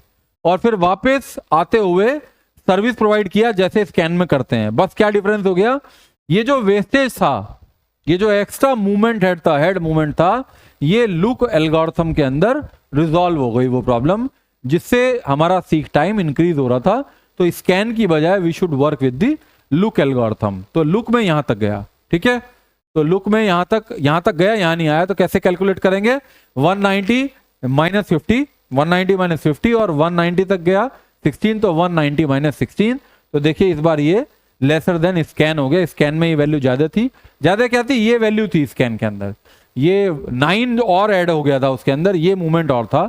एक तो 9 यहां ऐड हो गया और फिर वापस किया तो 9 यहां हो गया, तो 18 ऐड हो गया। ये पहले वो कहां तक गया? 99 तक गया, तो 9 तो ये हो गया, 199 ये हो गया, फिर वापस आया तो 9 और जुड़ गए यहां तक के लिए, तो ये 18 उससे प्लस था, ये आप मैच कर सकते हैं, ठीक है। एक न्यूमेरिकल और देखिए, बिल्कुल समझ में आ रहा है आपको? अच्छा, उसके अंदर एक टाइम भी पूछा है उसने, तो टाइम कितना हो गया? टाइम हो गया 340 नैनो सेकेंड हो गए। टाइम कितना हो गया? जैसे ये जो टाइम पूछ रहा है इसका आंसर कितना हो गया? 314 नैनो सेकेंड। एक को 1 नैनो सेकेंड लगता है, अगर देख लीजिए एग्जाम में 2 लगता है तो 2 से गुणा कर दीजिए, 5 नैनो सेकेंड लगता है 5 से गुणा कर दीजिए, ठीक है। तो एग्जाम में देख लीजिए किस तरह का क्वेश्चन एग्जाम में आ रहा है, क्या वैल्यू उसके अंदर।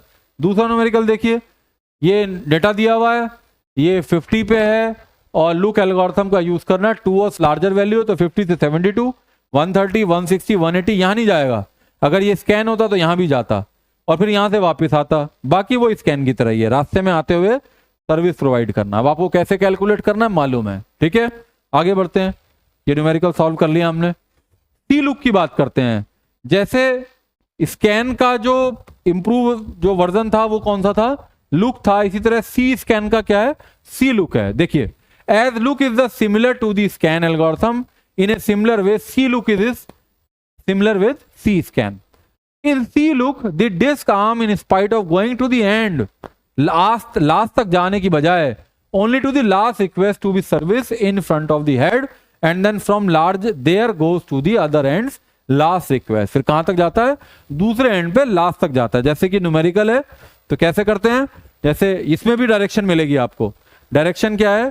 ये डेटा दिया हुआ है, read write head movement, read write head movement calculate करना using C look algorithm, direction toward the larger value. कैसे करेंगे?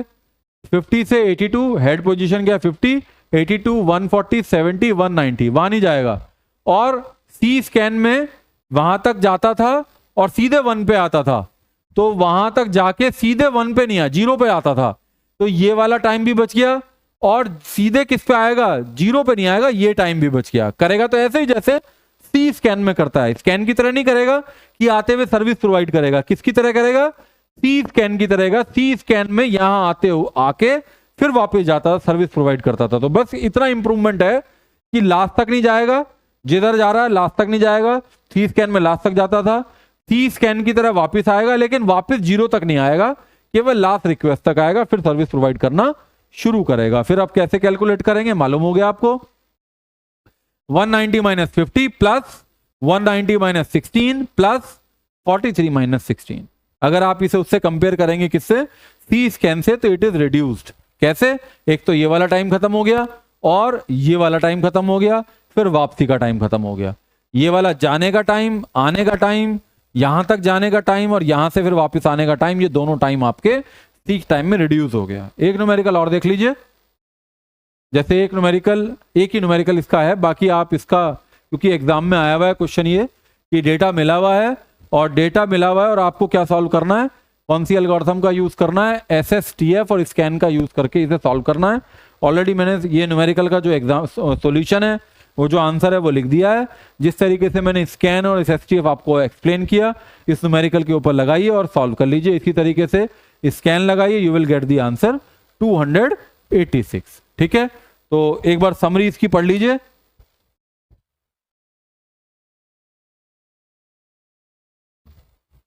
FCFS में क्या करते हैं? जो पहले आता है उसे पहले सर्विस प्रोवाइड करते हैं। उसके बाद SSTF में क्या करते हैं? सीक टाइम कैलकुलेट करते हैं, जो शॉर्ट रेट होता है वहां मूव करते हैं। स्कैन में क्या करते हैं मालूम हो गया आपको? Direction should be given, otherwise towards greater numbers in scanning direction, scan till last, like if 200 cylinder from 0 to 199, then if scanning is in forward direction, scan till 199, if scan in the backward direction, scan go till the 0। ये already हम कर चुके हैं। सी scan पढ़ चुके, look हम पढ़ चुके, सी लुक हम पढ़ चुके। क्वेश्चन देखिए कैसे कैसे आए हुए हैं, हर बार क्वेश्चन इस क्वेश्चन आया हुआ है। 2022-23 में 10 नंबर का आया हुआ है, डेटा मिला है, SSTF लगाइए, स्कैन लगाइए, स्कैन लगाइए, सी स्कैन और लुक लगाइए, चारों लगाने हैं, जल्दी जल्दी से वो बनाते जाइए। 2.5 नंबर को आपको आंसर मिलेगा, सॉरी 2.5 नंबर का ये 4 अगर पूछे तो चारों 10 नंबर में पूछा हुआ है। बहुत आसान है, इसलिए आप इसे जल्दी से कर सकते हैं।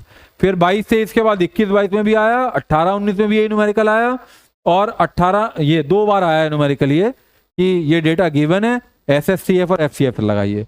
फिर ये 2018-19 में 2 नंबर में आया, स्कैन और सी स्कैन के बारे में बता दीजिए, बता देंगे आप अब, ठीक है।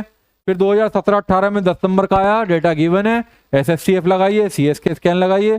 16-17 में 15 नंबर का FCFS स्कैन, सी स्कैन को एक्सप्लेन कर दीजिए, कोई न्यूमेरिकल नहीं, अपनी तरफ से डेटा लेके तीनों को एक्सप्लेन कर दीजिए, 2-2 लाइन लिखिए और एक न्यूमेरिकल लेके सॉल्व करके दिखा दीजिए, आपको पूरे 10-15 नंबर मिलेंगे, ठीक है। 2015-16 में 10 नंबर का आया, FCFS SSTF स्कैन। 2014-15 में 10 नंबर का आया, discuss this scheduling algorithm with example. कुछ नहीं करना, सीधे सीधे आपको बस अपना डेटा लेके न्यूमेरिकल सॉल्व करके दिखाना है, ठीक है। तो ये कंप्लीट हो गया हमारा दिस शेड्यूलिंग एल्गोरिथम, यानी कि हमारा 50% जो पोर्शन है वो यूनिट नंबर 5 का कंप्लीट हो गया। चलिए आगे बढ़ते हैं और RAID के बारे में बात करते हैं। रेड की फुल फॉर्म है RAID, यानी कि redundant array of independent disk, और you can say redundant array of inexpensive disk. तो ये डुप्लीकेसी करने की जरूरत क्या पड़ी है? डुप्लीकेसी का मतलब है रिडंडेंसी करने की, मतलब जरूरत क्यों पड़ी? Actually the purpose is data हमारे लिए सबसे ज्यादा इंपॉर्टेंट है। तो ये अगर मेमोरी हायरार्की की बात करूं तो सबसे जो इनएक्सपेंसिव है वो डिस्क, वो कौन सी मेमोरी है? वो सेकेंडरी मेमोरी है, वो डिस्क है, हार्ड डिस्क है, वो सेकेंडरी मेमोरी है। तो हमें क्या करना चाहिए कि हमें अपने डेटा को सिक्योर करने के लिए, प्रोटेक्शन करने के लिए मल्टीपल डिस्क का यूज करना चाहिए, और डिफरेंट टेक्नोलॉजी है इस आर्किटेक्चर को, इस टेक्नोलॉजी को इंप्लीमेंट करने की। पहले समझते हैं इसे डिटेल में। Redundant means multiple copies. Multiple का मतलब है एक से ज्यादा कॉपी हमारे पास होंगी, किसकी? Of disc. और रिडंडेंसी भी किसकी है? डिस्क की है। डिस्क हमारे पास एक से ज्यादा होंगी। The disk is being used for storing the data. The disk is independent. Independent का मतलब यह है कि अगर कोई डेटा हमने मल्टीपल डिस्क के अंदर स्टोर किया है, सेम कॉपी अगर डेटा की हमने मल्टीपल डिस्क के अंदर स्टोर किया है, और अगर एक डिस्क हमारी किसी तरीके से क्रैश हो जाती है, उसमें डेटा लॉस हो जाता है, तो because multiple disk are independent in nature, अगर एक में डेटा खराब होता है तो ये नहीं कि दूसरे या तीसरे में भी खराब होगा, ऐसा नहीं होगा। Because this is the RAID। I means inexpensive, or you can say independent disk. Independent means if one disk will not work, another will work. That is, one disk will not affect the working of the other disk. There is no dependency among the disk. These disks are, these multiple disks are, these inexpensive disks are independent to each other. Inexpensive in consideration with memory hierarchy. मैंने बताया आपको memory hierarchy में अगर उसे consider करते हैं, in which registers are the most expensive.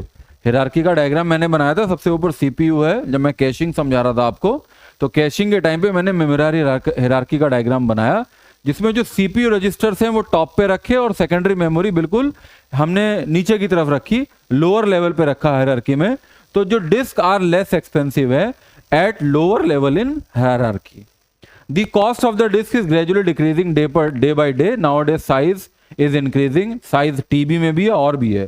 RAID is a technology, RAID is a technique that makes use of combination of multiple disks। एक से ज्यादा डिस्क को हम यूज करते हैं for storing the same data, same data को store करने के लिए, instead of using a single disk for increasing performance। एक डिस्क को यूज करने की बजाय मल्टीपल डिस्क को यूज करते हैं, क्या करने के लिए? परफॉर्मेंस को इंक्रीज करने के लिए। डेटा रिडंडेंसी तो इंक्रीज होगी, और to protect the data. Main issue is, main important जो पॉइंट है, that is to protect the data, to secure the data in the case of a drive failure. अगर एक कोई ड्राइव फेल हो जाती है तो हमारा जो सबसे इंपॉर्टेंट है दैट इज डेटा, वो दूसरे डिस्क से हमें मिल जाता है। ठीक है, ये देख लीजिएगा, डेविड पीटरसन ने इस टेक्नोलॉजी को, इस टर्मिनोलॉजी को के बारे में बताया था। What is RAID? RAID already we have discuss.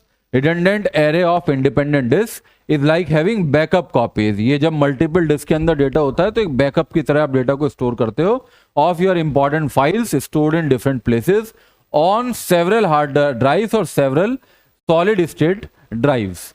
If one drive stops working, your data is still safe because you have other copies stored on the other drives. It's like having a safety net to protect your files from being lost if one of your drives break down. अगर एक breakdown हो जाती है। RAID in a database management system. What is database management system? Data, raw facts and figures are known as data. Database is a collection of related information, and database management system is a combination of software and hardware, you can say, which is used to insert the data, update the data, or access the data, or manipulation on the data according to the requirement.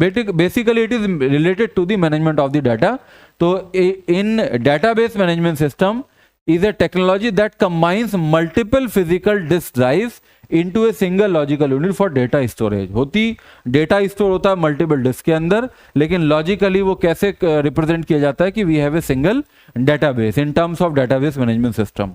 The main purpose of RAID is to improve data reliability. Data reliability means availability of data 24 hours. तो जब हमारे पास reliability का मतलब ये है कि हमेशा data available रहेगा, availability and performance. There are different levels of RAID, each offering a balance of these benefits. तो हमारे पास RAID के different level है, यही क्वेश्चन आपके एग्जाम में आएगा। What do you mean by RAID?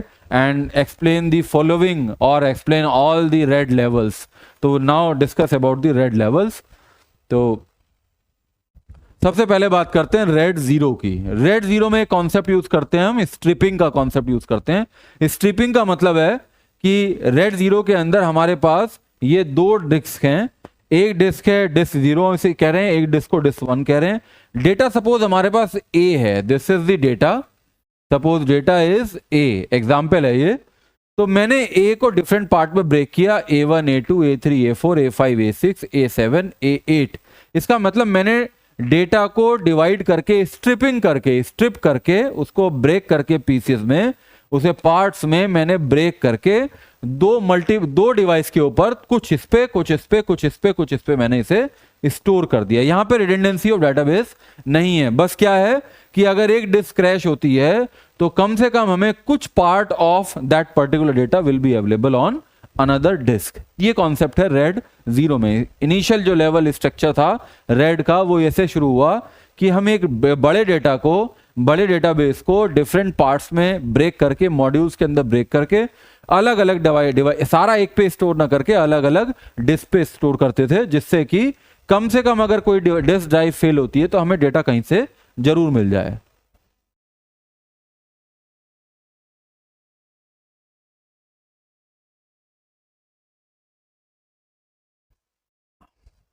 देख लेते हैं एक बार। Data striping is breaking data into different parts and keeping it in different disc.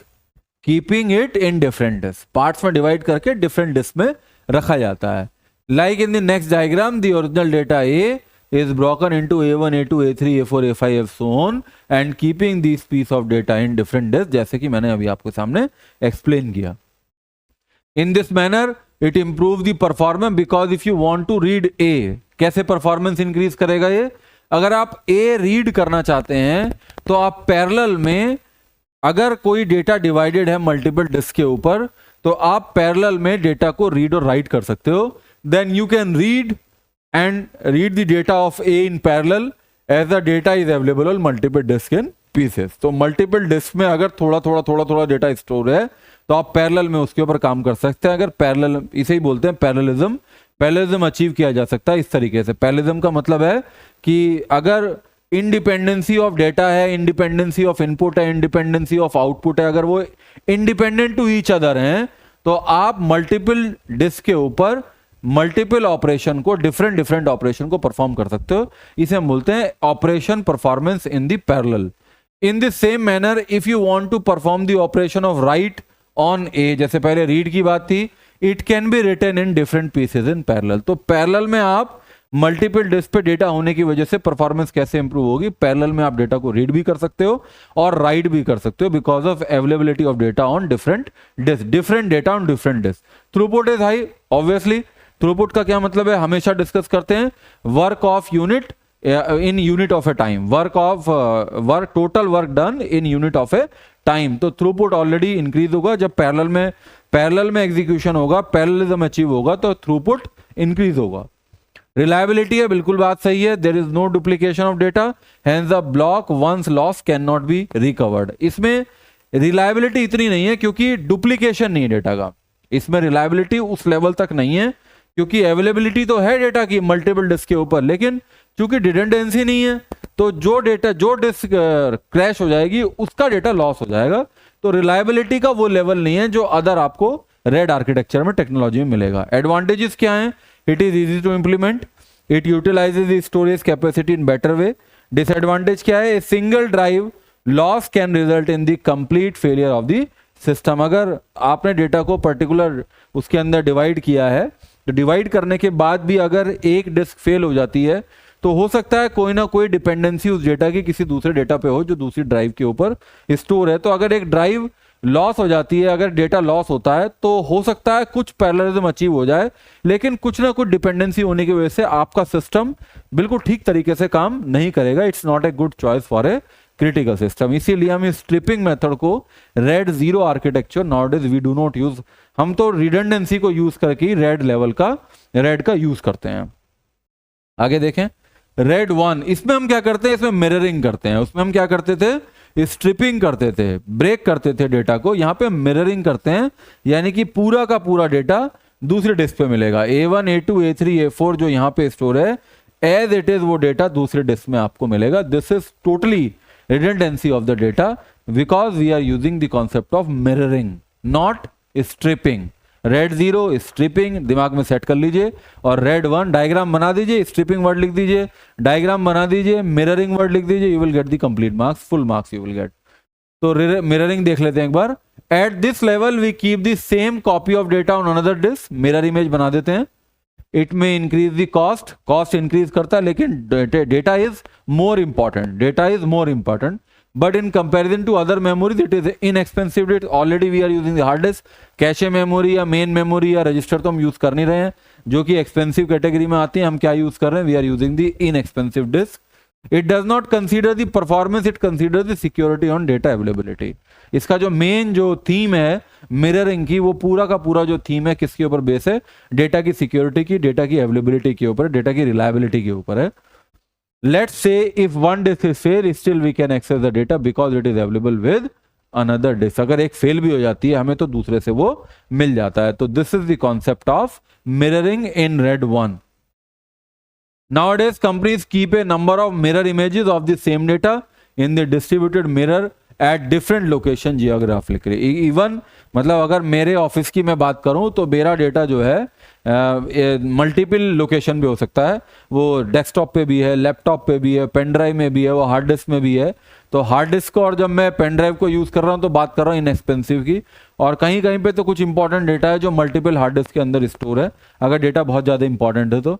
और डिस्ट्रीब्यूटेड लोकेशन पे भी स्टोर है, मतलब अगर ऑनलाइन की बात करूँ तो डिस्ट्रीब्यूटेड लोकेशन पे सेम डेटा की अवेलेबिलिटी है। ये भी एक इसका मेन थीम है। एडवांटेजेस क्या है?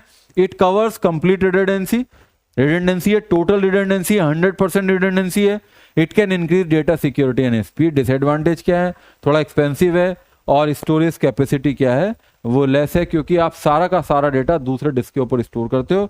जब टोटल रिडंडेंसी होगी तो रिडंडेंसी होने की वजह से जो आपका जो एक डेटा है जितना साइज उसे लगेगा दूसरी जगह भी उतना स्टोर होने में दूसरा साइज लगेगा, तो साइज का इशू भी, जो आपके पास अवेलेबिलिटी ऑफ जो एरिया है, स्पेस है, उसका इशू भी हो सकता है। तो this is the basically disadvantage.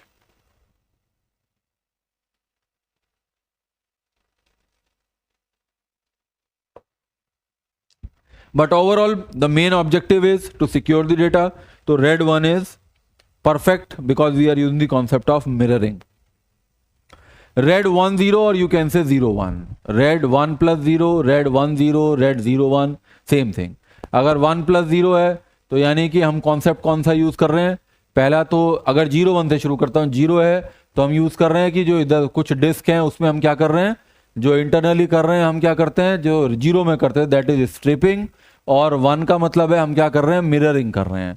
तो इस तरीके से भी एक्सप्लेनेशन है, अदरवाइज तो बिल्कुल सेम है ये कि अगर RAID 1.0 कर रहे हैं तो इसका मतलब पहले हम क्या कर रहे हैं, हम कर रहे हैं मिररिंग देन स्ट्रिपिंग, और अगर 0-1 लिखा है तो हम क्या कर रहे हैं, स्ट्रिपिंग और मिररिंग। लेकिन ये बहुत बड़ा डिफरेंस नहीं है, 1-0 और 0-1 को या इस तरीके से लिखा है तो you can right this in same way कि व्हाट वी डू इन 1-0-0-1 में हम क्या करते हैं, हम डेटा को क्या करते हैं, जैसे A1 A1 A3 A3 A5 A5 A7 A7, तो A1 A1 है तो this is the mirroring, A2 A2 A4 A4 A6 A6 A8 A8 this is mirroring, and then A1 is stored here, A2 is stored here, A3 is stored here, A4 A5 A6 A7 A8.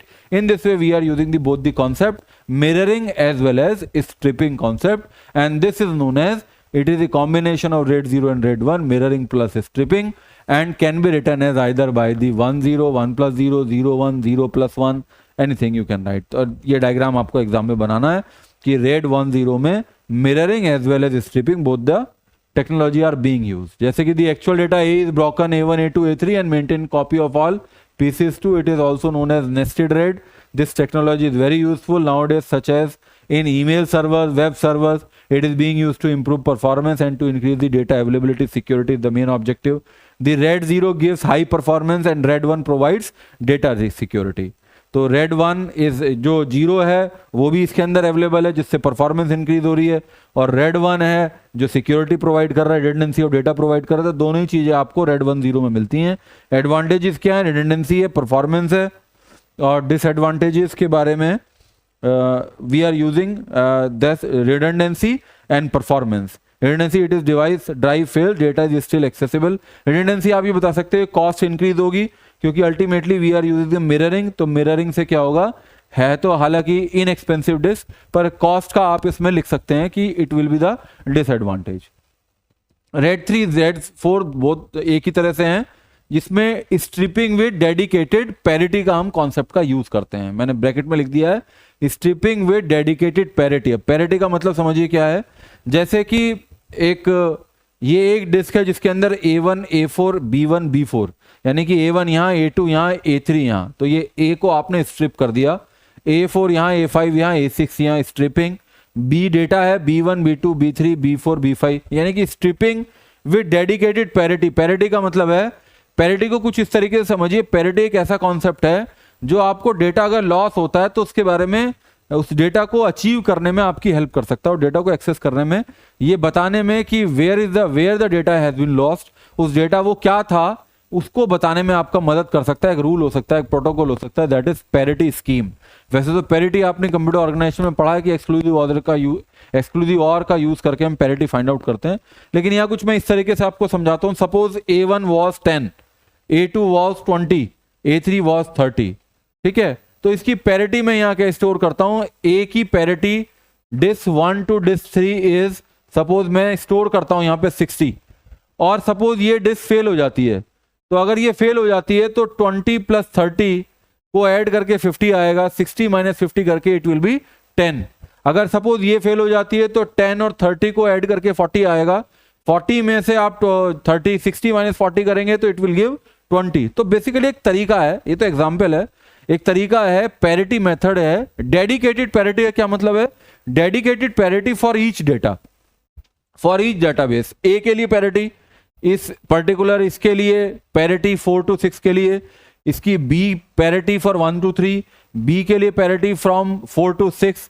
तो एक disc हम किस लिए use करते हैं, parity को store करने के लिए। यही इसके साथ प्रॉब्लम है, इसमें ओवरहेड बढ़ जाता है एक डिस्क का, और अगर यही डिस्क फेल हो जाती है तो हम डेटा को जो इंप्लीमेंट करना चाहते हैं, जो प्रोटोकॉल, जो पैरिटी मेथड इंप्लीमेंट करना चाहते हैं, वो इंप्लीमेंट नहीं हो पाएगा, वहीं पे वो लॉस हो जाएगा क्योंकि हम पैरिटी एक्सेस नहीं कर पाएंगे। ये सारी स्टोरी एक बार देखते हैं दोबारा से कि RAID 3 RAID 4 basically concept is striping with dedicated parity. याद कर लीजिए इस बात को।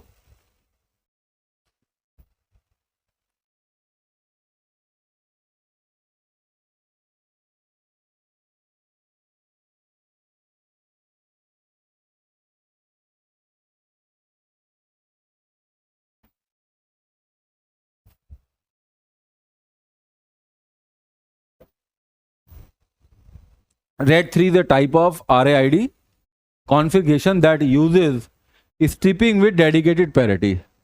ये जो RAID 3 और RAID 4 अगर किसी के बारे में आपको लिखना है तो same you can write. Data is divide to blocks, अगर स्ट्रिपिंग है तो data is divided into blocks and these different blocks of original data is kept on different disk. This is known as striping of data. Find the parity of data and store that on different disc.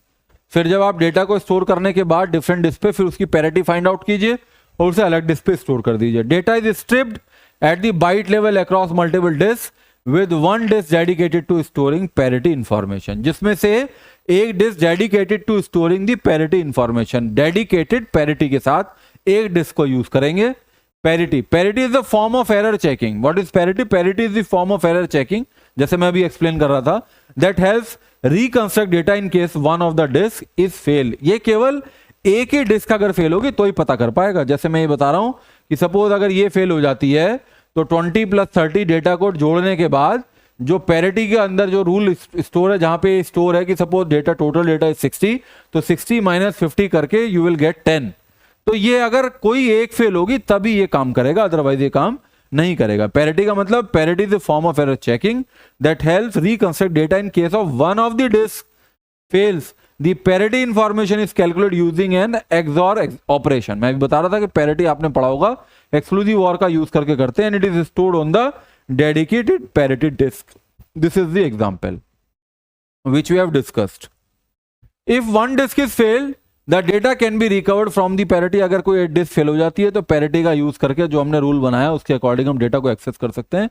If more than one disk will be fail then parity will not work. तब parity ये काम नहीं करेगा, क्योंकि कुछ इस तरह का रूल बनाया है कि अगर एक फेल हो जाता है तो हम पैरिटी का यूज करके डेटा को रिकंस्ट्रक्ट कर सकते हैं.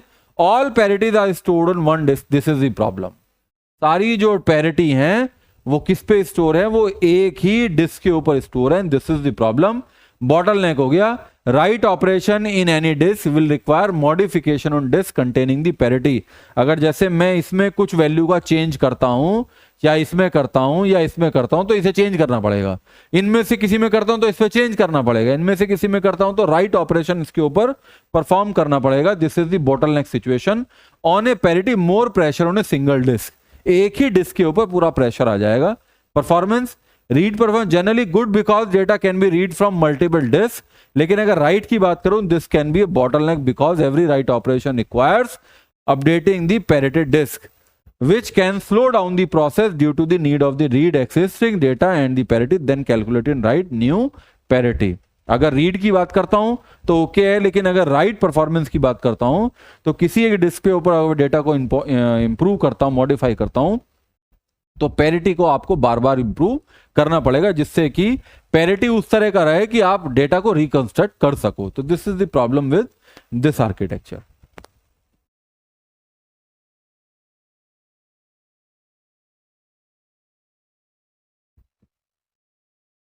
एडवांटेज क्या है? डेटा प्रोडक्शन है. Provides fault tolerance by allowing data to be reconstructed in case of a single disk failure. अगर एक डिस्क फेल हो जाता है तो पैरिटी वाली जो जहां पे हार्ड डिस्क है, जहां पे पैरिटी मेथड स्टोर है, पैरिटी रूल स्टोर है, उसका यूज करके हम डेटा को एक्सेस कर सकते हैं. Improve read performance. Multiple disc का रीड साइमल्टेनियसली एनहांसिंग रीड. अगर रीड ऑपरेशन परफॉर्म करना है तो मल्टीपल डेटा पे, क्योंकि स्ट्रिपिंग ऑफ डेटा है, तो it can increase that performance. Disadvantage parity disk bottleneck है. The dedicated parity disk can become a performance bottleneck during write operation because it need to be updated with every write. ये already we have discussed. Limited scalability है. Byte level striping है. अगर आपसे कोई ये पूछे what is the difference between RAID 3 and RAID 4, तो you can say RAID 3 is bite level striping and RAID 4 is concerned with the block level stripping. Stripping is performed byte level and block level. So you can answer in this way. So byte level stripping है. This fine grained stripping is less common. Byte level stripping data को तोड़ना and can be less efficient than block level stripping used in other RAID level, and that other level is RAID 4, where we can perform this byte level in place of byte level stripping. We can perform the block level stripping. ठीक है, चलिए आगे बढ़ते हैं. RAID 5.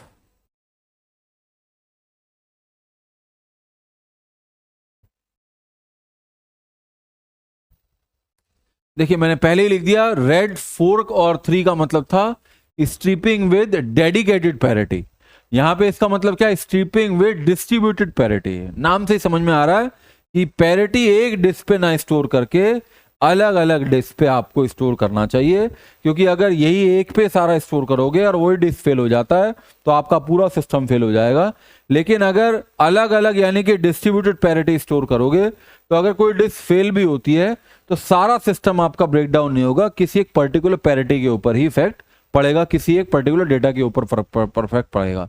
तो the problem RAID 3 is solved by RAID 5, different way of storing the parity, different ways of storing the parity, distribution of parity not on a single disk, that is no overhead on a single list। आपने A की parity यहाँ store की, B की parity यहाँ की, C की parity यहाँ की, और D डेटा है सपोज कोई, उसकी पैरिटी आपने अलग डिस्क के ऊपर स्टोर की। That's why it is known as distribution of parities among the disk in RAID 5। ठीक है, single disk will not be overloaded, जैसे कि प्रीवियस वाले में वो ओवरलोडेड था।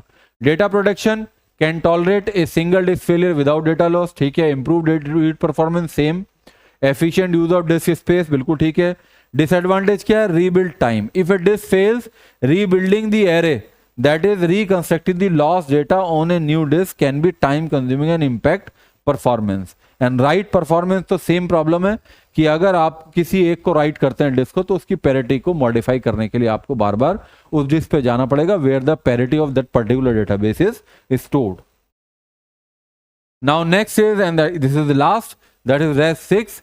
This is striping with double distributed parity. थोड़ा सा और खर्चा कर लिया, थोड़ा सा और दिमाग लगाया, स्ट्रिपिंग भी करनी है लेकिन विद डबल डिस्ट्रीब्यूटेड पैरिटी, यानी कि ये स्ट्रिपिंग कर ली, डेटा A था, A को आपने A1 A2 A3 में ब्रेक कर दिया, लेकिन उसकी पैरिटी दो जगह आपने स्टोर कर दी। B को आपने स्ट्रिप कर दिया B1 B2 B3 B3 में, लेकिन उसकी पैरिटी एक जगह स्टोर ना करके दो जगह स्टोर कर दी। C को भी ब्रेक किया, फिर उसे आपने दो जगह पैरिटी स्टोर की। D को ब्रेक किया, दो जगह पैरिटी स्टोर की। In this way we can two parities on disk, we can maintain two parities on different disk. This is the double parities PQ on different disk in RAID 6. So this is the improvement over this where we store the parity only on। सबसे पहले आपने क्या किया, एक पे disc पे store किया, फिर आपने क्या किया, पैरिटी को अलग अलग स्टोर किया। अब एक ये लॉस हो जाता है तो फिर D की पैरिटी चली जाती है, D को एक जगह नहीं स्टोर किया, दो जगह स्टोर कर लिया। तो this is the improvement over the time. ठीक है, तो क्या क्वेश्चन इसके अंदर पूछे गए हैं? Explain the term RAID and its characteristics. Also explain various RAID levels with higher advantages, their advantages and disadvantages। 2022 से बिल्कुल लेटेस्ट ये क्वेश्चन आया है, इसलिए मैंने इसके बारे में पूरी तरीके से डिस्कस किया। 10 नंबर में आपको RAID के बारे में बताना है। RAID की फुल फॉर्म लिखिए, इनएक्सपेंसिव क्या मतलब, रिडंडेंट का क्या मतलब है, और हर एक लेवल का डायग्राम बनाइए और उसका जो मेन थीम है उसे उसके साथ लिखिए, जिससे कि no need to write, no need to explain about the architecture in separate lines। okay, explain RAID, it was asked in 2018-19 2 marks में पूछा गया था, इससे पहले भी पूछा गया होगा, but main question was asked in 2020-23 for 10 marks। ठीक है, so we have covered this also। now the last topic of this unit, that is file concept, we will discuss about this now।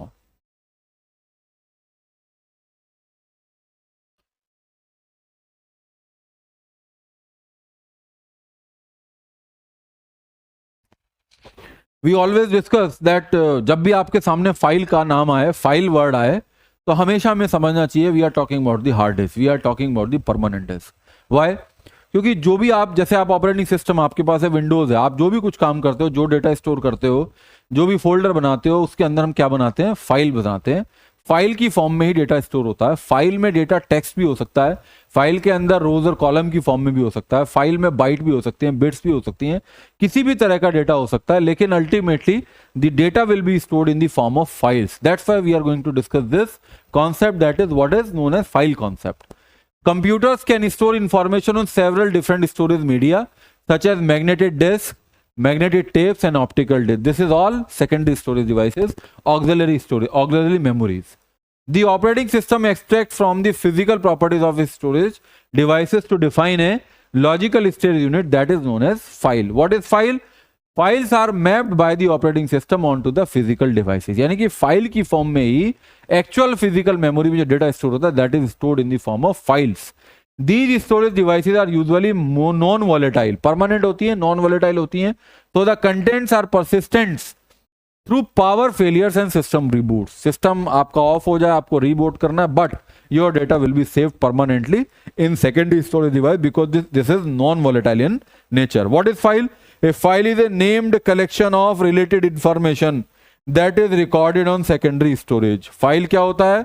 Collection होता है related information, क्योंकि जब भी आप एक file बनाते हैं तो एक पर्टिकुलर फाइल के अंदर अगर टेक्स्ट फाइल है तो टेक्स्ट का ही डेटा होगा, अगर कोई बाइनरी फाइल है तो डेटा उसी तरीके से स्टोर होगा। पर्टिकुलर फाइल बनाई जाती है जो उसके अंदर रिलेटेड इंफॉर्मेशन आप स्टोर करते हो। That's why this is the definition. A file is A named collection of related information that is recorded on secondary storage. From a user's perspective, a file is the smallest allotment of logically secondary storage.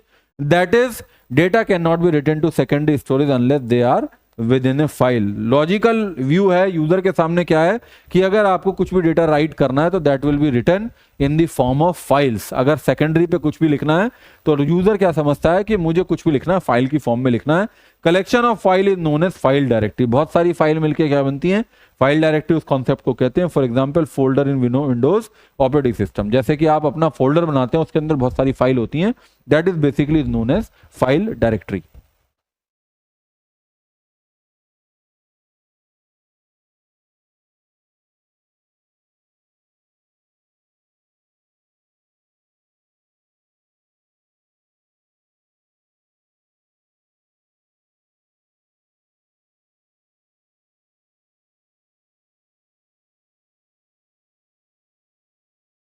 चलिए आगे बढ़ते हैं। इस lecture को सुनने के बाद file से रिलेटेड, रेड से रिलेटेड या डिस्क से, यूनिट 5 से रिलेटेड जो भी क्वेश्चन आएगा, you will be able to write the answer of that question. Commonly files represent program both source and object form. Data files में भी न्यूमेरिक हो सकती है, अल्फाबेटिक हो सकती है, अल्फा न्यूमेरिक हो सकती है, बाइनरी हो सकती है। मैं बोल रहा हूं बार बार। In general a file is sequence of bits, bytes, lines, records, the meaning of which is defined by the file creator. जो फाइल बना रहा है वही समझता है उसका क्या मीनिंग है। Many different type of information may be stored in files: source program, object programs, executable program, numeric data, text, payroll, record, graphic, image. यानी कि everything whatever you are going to prepare that will be in the form of file. File system का क्या मतलब है? कितनी खूबसूरती के साथ ऑपरेटिंग सिस्टम सारी चीजें मैनेज करके आपको देता है। आपका फोल्डर मैनेज होता है, आपके फाइल सिस्टम मैनेज होता है, एफ ड्राइव, ए ड्राइव, जो भी आपकी ड्राइव्स हैं सभी ड्राइव को मैनेज करके बिल्कुल आपको दिखाता है। That system is basically known as file system, और you can say file system, file management system.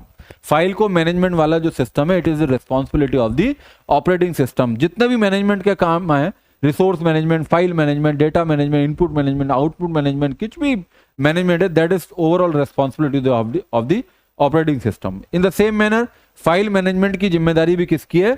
Operating system की है।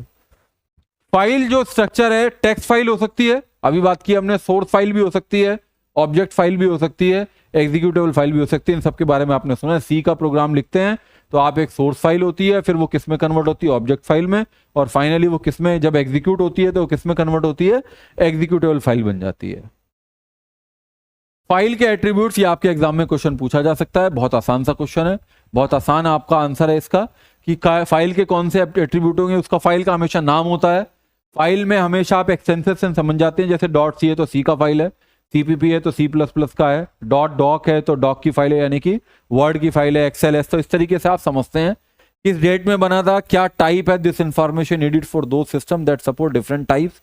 अगर डिफरेंट टाइप्स ऑफ फाइल होती हैं तो उसके लिए आपको टाइप से समझ में आता है। किसी फाइल पे राइट क्लिक करोगे सब दिखाई देगा, लोकेशन कहाँ पे स्टोर है, साइज क्या है फाइल का, और प्रोटेक्शन रूल क्या है, यानी कि एक्सेस कंट्रोल क्या है।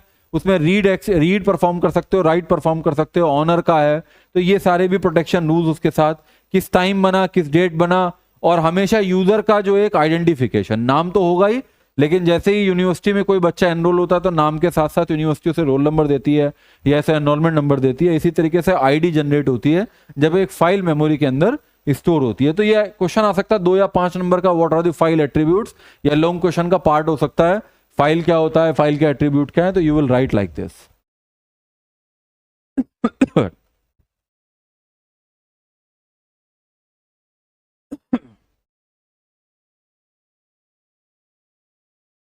Excuse me.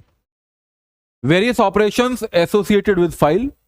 फाइल को आप क्रिएट करते हैं, पढ़ लीजिएगा, तो ये बेसिक सी बातें हैं। फाइल के में आप राइट कर सकते हैं कुछ भी, फाइल को आप रीड कर सकते हैं, फाइल को आप डिलीट कर सकते हैं, फाइल को ट्रंकेट कर सकते हैं। फाइल को डिलीट करने का मतलब क्या है, दोनों में फर्क है, ट्रंकेट में और डिलीट में। डिलीट का मतलब तो यह है कि फाइल भी खत्म और फाइल के एट्रीब्यूट सब खत्म। ट्रंकेट का मतलब क्या है, फाइल का कंटेंट खत्म but attribute will be available. This is the difference. The user may want to erase the content of a file but keep it attribute. This is the truncate operation with the file. Delete का मतलब है delete a file, we search the directory for the name file, having found the associated directory entry we release all file space, यानी कि deallocate कर दिया, so that it can B reused by other files and erase the directory entry. Directory से बिल्कुल entry खत्म हो गई, file ही खत्म हो गया, एट्रीब्यूट ही खत्म हो गया, सब कुछ खत्म हो गया डिलीट ऑपरेशन के साथ। लेकिन ट्रंकेट ऑपरेशन में केवल कंटेंट खत्म होगा, बाकी चीजें उसकी प्रॉपर्टीज अवेलेबल रहेंगी। फाइल टाइप क्या है, अलग अलग टाइप की फाइल होती हैं, जैसे कि EXE फाइल होती है, एग्जीक्यूटेबल फाइल होती है। एग्जीक्यूटेबल फाइल में exe, .com, .bin है ना। ऑब्जेक्ट फाइल होती है, OBJ फाइल, सोर्स C++ की, जावा की, POS, ASM असेंबली की। Batch file .bat, text file .txt, .doc, notepad की फाइल होती है txt। वर्ड प्रोसेसर यानी कि WP, TEX, DOC। Library file .lib होती है। प्रिंट की फाइल होती है .ps, JPG होती है, PDF होती है। एरकाई के लिए ARC होता है या TR होता है, जिप होता है। Multimedia MP3, MP4, AVI, RM file. तो अगर ये क्वेश्चन आता है कि डिफरेंट टाइप्स ऑफ फाइल के टाइप कौन कौन से हैं, तो you can draw this table है ना, ये बना दीजिए कि क्या मतलब है, ये किस किस टाइप की फाइल्स होती हैं। फाइल एक्सेस मेथड कौन कौन से हैं, एक तो सीक्वेंशियल वे में आप किसी फाइल को एक्सेस कर सकते हो, और या फिर आप, सीक्वेंशियल का क्या मतलब है, जहां आप हैं या तो आप फॉरवर्ड डायरेक्शन में जाएंगे तो एक एक को एक्सेस करेंगे, या रिवाइंड करेंगे तो एक एक को आप एक्सेस करते हुए आएंगे, एक एक लोकेशन को। डायरेक्ट एक्सेस में क्या होता है, पर्टिकुलर किसी ब्लॉक पे डायरेक्टली आप पहुंच सकते हैं, this is the direct access method. और another method is, other access method is index sequential, you can say, where we use this index. जैसे बुक होती है, बुक में क्या करते हैं, एक इंडेक्स बना होता है, और इंडेक्स के अंदर एक वैल्यू होती है कि ये वाला चैप्टर इस वाले पेज नंबर पे है, तो डायरेक्ट आप उस पेज नंबर पे डायरेक्टली डिस्क में चले जाते हैं, उस लोकेशन पे चले जाते हैं। तो this is the another method में you can write, one is sequential method, second is index sequential method. Data structure में पढ़ा था आपने, सीक्वेंशियल मेथड क्या है, इंडेक्स सीक्वेंशियल मेथड क्या है, और इंडेक्स सीक्वेंशियल मेथड क्या है। तो फाइल को एक्सेस करने के these can be 3 ways to access a file. Protection और सिक्योरिटी का क्या मतलब है, प्रोटेक्शन का मतलब है कि आप या तो फाइल को केवल रीड करने के लिए एक्सेस देंगे, या आप राइट का भी दे सकते हैं, एग्जीक्यूट का भी दे सकते हैं, अपेंड का भी दे सकते हैं, डिलीट करने का भी दे सकते हैं। बहुत कम चांस मिलता है आपको डिलीट का राइट मिलता है। जब आप नेटवर्क में काम करते हैं, अपने कंप्यूटर लैब में काम कर रहे होते हैं कॉलेज के अंदर, तो आपको डिलीट करने का किसी फाइल को राइट नहीं होता है। तो ये राइट्स हैं प्रोटेक्शन के लिए। लिस्ट यानी कि केवल आप देख सकते हैं। तो these operation like remaining, editing the existing file, कॉपिंग, these can also be controlled. ये सभी जो हैं कि जिस फाइल को, फाइल के एक्सेस का एक राइट आपको मिल सकता है, इनमें से कोई राइट हो सकता है, या तो केवल आपको रीड करने का राइट होगा, या राइट करने का राइट होगा, या आप एग्जीक्यूट कर सकते हैं केवल, या केवल उसमें कुछ अपेंड भी कर सकते हैं। आप फाइल को डिलीट कर सकते हैं, तो इसका मतलब आपके पास बहुत सारे राइट हैं, क्योंकि डिलीट करने का राइट जनरली आपको यूजर को नहीं मिलता है। तो these are the access control. और ये राइट ये जो ऑपरेशंस हैं, ये जो डिटेल है, ये डिटेल कहां पे होती है, एक्सेस कंट्रोल एक लिस्ट होती है कि किस यूजर को, मेरा नंबर ऑफ यूजर्स, किस यूजर को किस तरह का राइट मिला हुआ है। ठीक है, जैसे ऑनर का है, ग्रुप का है, या यूनिवर्स का है, these are the type of access.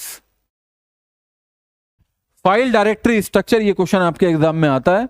एक तो है single level directory. Single level directory का मतलब डायरेक्टरीज हैं एक लेवल पे और उसमें केवल फाइल्स हैं। This is single level directory. This is the simplest directory structure, is the single level directory. All files are contained in same directories, contained in same level, same directory, which is easy to support and understand. A single level directory has significant limitation. However, when the number of files increases or file, then the system has more than one users. Since all files are in the same directory, they must have unique names. If two users can call their data file test, then the unique name rule is violated. अगर इसमें problem क्या है, अगर एक ही level पे है और एक से मतलब सेम नाम है, तो उस समय पे कंफ्यूजन क्रिएट होगा कि किसकी फाइल है, किस यूजर की फाइल है। तो ये प्रॉब्लम इसमें दूर हो सकती है, जिसमें हम एक मास्टर फाइल बनाते हैं जिसमें मास्टर फाइल डायरेक्टरी होती है और उसके अंदर फिर सब डायरेक्टरीज होती हैं और सब डायरेक्टरीज के अंदर क्या होती हैं, फाइल्स होती हैं। तो अगर इसमें कोई नाम है तो वो इसमें भी हो सकता है, इसमें भी हो सकता है, इसमें भी हो सकता है। तो डिफरेंट लेवल पे डिफरेंट नेम्स हो सकते हैं। वहां पे लेवल एक ही था, यहाँ पे अगर नेम सेम है तो प्रॉब्लम है, कंफ्यूजन है। यहाँ पे अगर नेम सेम भी है तो प्रॉब्लम नहीं है। This is the double, you can say this is the diagram of, ये तो सिंगल लेवल है, this is the diagram of multiple two level directories, you can say this is diagram of two level directories. और एक तीसरा structure है tree structure directories, जिसमें directories हैं, फिर सब डायरेक्टरीज हैं, फिर सब डायरेक्टरीज में सब डायरेक्टरीज हैं, फिर हमें जाके क्या मिलती हैं, फाइल्स मिलती है। This is a tree like structure, जिसमें एक रूट डायरेक्टरी होती है, मास्टर डायरेक्टरी होती है, फिर उसकी लेफ्ट और राइट डायरेक्टरी होती है, फिर लेफ्ट में फिर लेफ्ट डायरेक्टरी होती है, उसकी राइट डायरेक्टरी होती है, फिर उसकी जो सबसे जो लास्ट जो ब्रांच होती है उसमें क्या होती है, पर्टिकुलर फाइल्स स्टोर होती है। This is the tree like tree structure directories. ये आपके एग्जाम में 2 नंबर में 12 पूछा जाता है कि ट्री स्ट्रक्चर डायरेक्टरी का क्या मतलब है। The natural generalization of two level directory is to extend the directory structure to a tree or arbitrary height. This generalization allows user to create their own subdirectories and to organize their files accordingly. The tree has root directories, फिर सब directories, फिर यानी कि उसका एक path define होता है। जिस तरह की आप हमेशा अपने विंडोज ऑपरेटिंग सिस्टम में अगर किसी फाइल पर जाना है तो फाइल आपको पाथ डिफाइन करना पड़ता है। जैसे सी में भी आपको किसी फाइल के सी की फाइल पर जाना है तो आपको पाथ उसका डिफाइन करना पड़ता है, ठीक है, जब ट्री स्ट्रक्चर होती है। सबसे इंपॉर्टेंट टॉपिक है, हमेशा पूछा जाता है, फाइल एलोकेशन मेथड, यानी कि फाइल को मेमोरी में एलोकेट करने के कौन से मेथड हैं। 3 मेथड हैं, या फिर मैं ब्रॉडली बात करूं तो एक तो मेथड है कॉन्टिग्यूअस एलोकेशन और दूसरा है non contiguous allocation. Contiguous allocation, non contiguous, या मैं ऐसे कर दूं कॉन्टिग्यूअस एलोकेशन, लिंकलेस एलोकेशन और इंडेक्स एलोकेशन।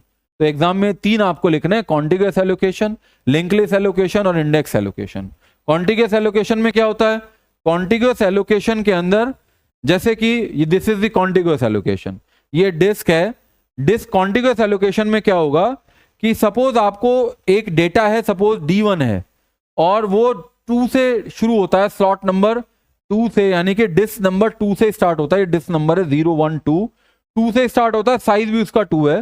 तो इसका मतलब मुझे 2 कॉन्टिग्यूअस ब्लॉक्स अवेलेबल होने चाहिए। डिस्क है which is divide to blocks, तो दो अगर कॉन्टिग्यूअस के साथ यही प्रॉब्लम है कि अगर वो कॉन्टिग्यूअस मैनर में अवेलेबल होगा, जैसे एरे है, एक एरे है 5 एलिमेंट का, array always require contiguous memory allocation. अगर 5 contiguous allocation, 5 contiguous memory blocks are available, then that array can be stored in that particular in particular memory. लेकिन अगर वो कॉन्टिग्यूअस मैनर में ब्लॉक अवेलेबल नहीं है तो कॉन्टिग्यूअस में डेटा को हम स्टोर नहीं कर सकते हैं। यही प्रॉब्लम इसके साथ है। इसके साथ प्रॉब्लम क्या है कि जैसे मैंने लिखा D2 है, तो D2 डेटा को स्लॉट नंबर 4 से शुरू होना है और उसे 5 साइज है उसका, तो देखिए ये स्टोर नहीं हो सकता क्योंकि यहां पे D3 स्टोर है। 1 2 3 4 तो अवेलेबल हैं लेकिन उसका 5 अवेलेबल नहीं है, तो ये डेटा स्टोर नहीं हो सकता है। तो स्टोर करने का मतलब क्या है, मुझे मेमोरी में एलोकेट करने का मतलब क्या है, मुझे क्या चाहिए, मुझे जो एलोकेशन चाहिए वो कॉन्टिग्यूअस मैनर में चाहिए इन कॉन्टिग्यूअस एलोकेशन मेथड।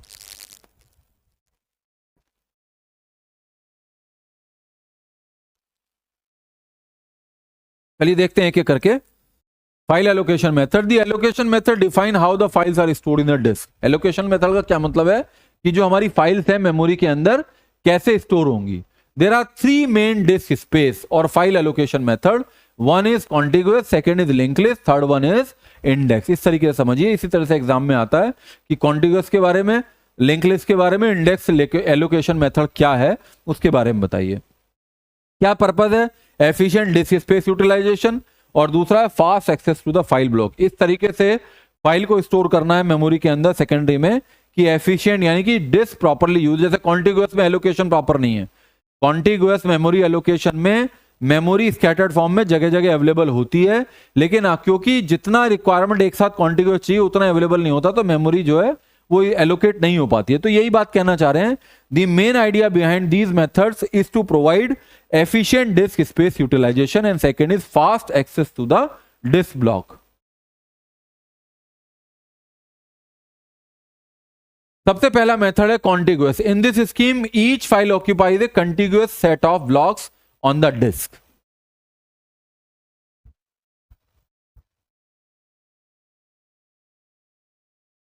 तो कॉन्टिग्यूअस एलोकेशन में क्या करेंगे, in this scheme each file occupied a contiguous set of blocks on the disc.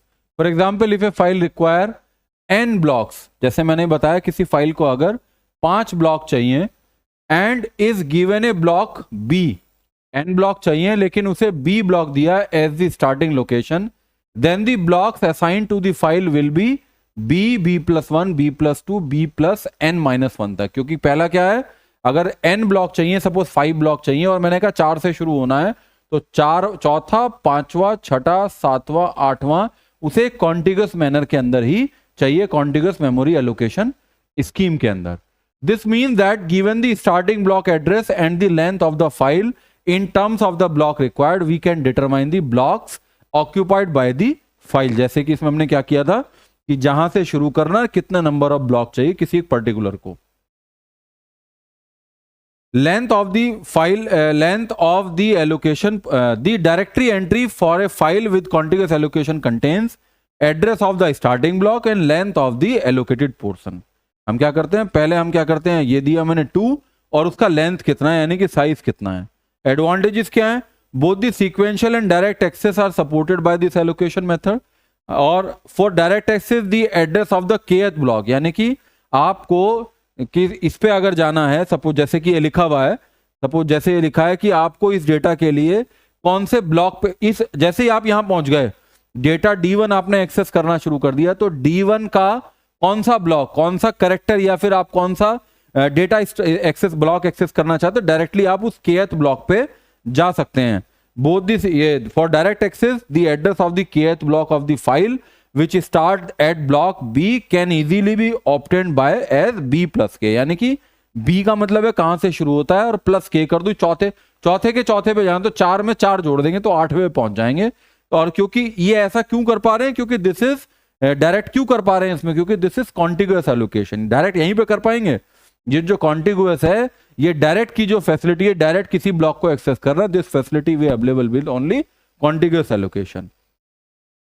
This is extremely fast since the number of seeks are minimum. देखिए बात समझिए, contiguous में जो seeks मतलब कम होंगे, सीक टाइम का मतलब है आप जब एक पर्टिकुलर उस पर पहुंच जाएंगे, क्योंकि आगे सब कॉन्टिग्यूअस मैनर में ही ब्लॉक आपको मिलने वाले हैं, तो केवल एक बार पहुंचने का टाइम लगेगा, बाकी पे पहुंचने के लिए तो बिल्कुल उसके नेक्स्ट वाला नेक्स्ट वाला नेक्स्ट वाला, because this is the property of contiguous allocation. Disadvantage क्या है, this method suffer from both internal external. Internal तो फ्रेगमेंटेशन है ही है, इंटरनल फ्रेगमेंटेशन तो सबके साथ ही प्रॉब्लम है। इंटरनल फ्रेगमेंटेशन का मतलब है जो एक ब्लॉक था यानी कि 5 आपने एलोकेट कर दिया, कॉन्टिग्यूअस जो है 5 अवेलेबल हैं और 4 ही आपको ब्लॉक चाहिए, तो जो एक ब्लॉक है वो किसी दूसरे को एलोकेट नहीं हो पाएगा। और एक्सटर्नल फ्रेगमेंटेशन का मतलब क्या है कि सपोज वो डी एलोकेट हो जाता है तो उतनी जगह बचती है, अगर उससे ज्यादा की कॉन्टिग्यूअस की रिक्वायरमेंट है तो वो कभी भी डेटा यूज, वो भी कभी भी ब्लॉक यूज नहीं हो सकते हैं। तो इंटरनल और एक्सटर्नल फ्रेगमेंटेशन है, this makes it inefficient in terms of memory utilization. Increasing file size is difficult. File का आप साइज नहीं बढ़ा सकते, क्यों नहीं बढ़ा सकते, सपोज ये जो फाइल थी इसका जो साइज है 5 है और 5 आपके पास, सपोज ये लेता हूं मैं, इसका साइज है 2 है सपोज, तो 2 आपने एलोकेट कर दिए थे, लेकिन आप चाहो इसका साइज में +1 करके इसे 3 कर लो, इट इज नॉट पॉसिबल, क्योंकि इससे अगले वाला जो है उसमें दूसरा डेटा ऑलरेडी स्टोर्ड है। कॉन्टिग्यूअस में यही प्रॉब्लम है, कॉन्टिग्यूअस में आप फाइल का साइज नहीं बढ़ा सकते, क्योंकि कॉन्टिग्यूअस अगर ब्लॉक अवेलेबल है तो फाइल का साइज कैसे बढ़ाएंगे, नहीं बढ़ा सकते। This is the problem with contiguous allocation. Non contiguous में लिंक लिस्ट एलोकेशन की बात होती है।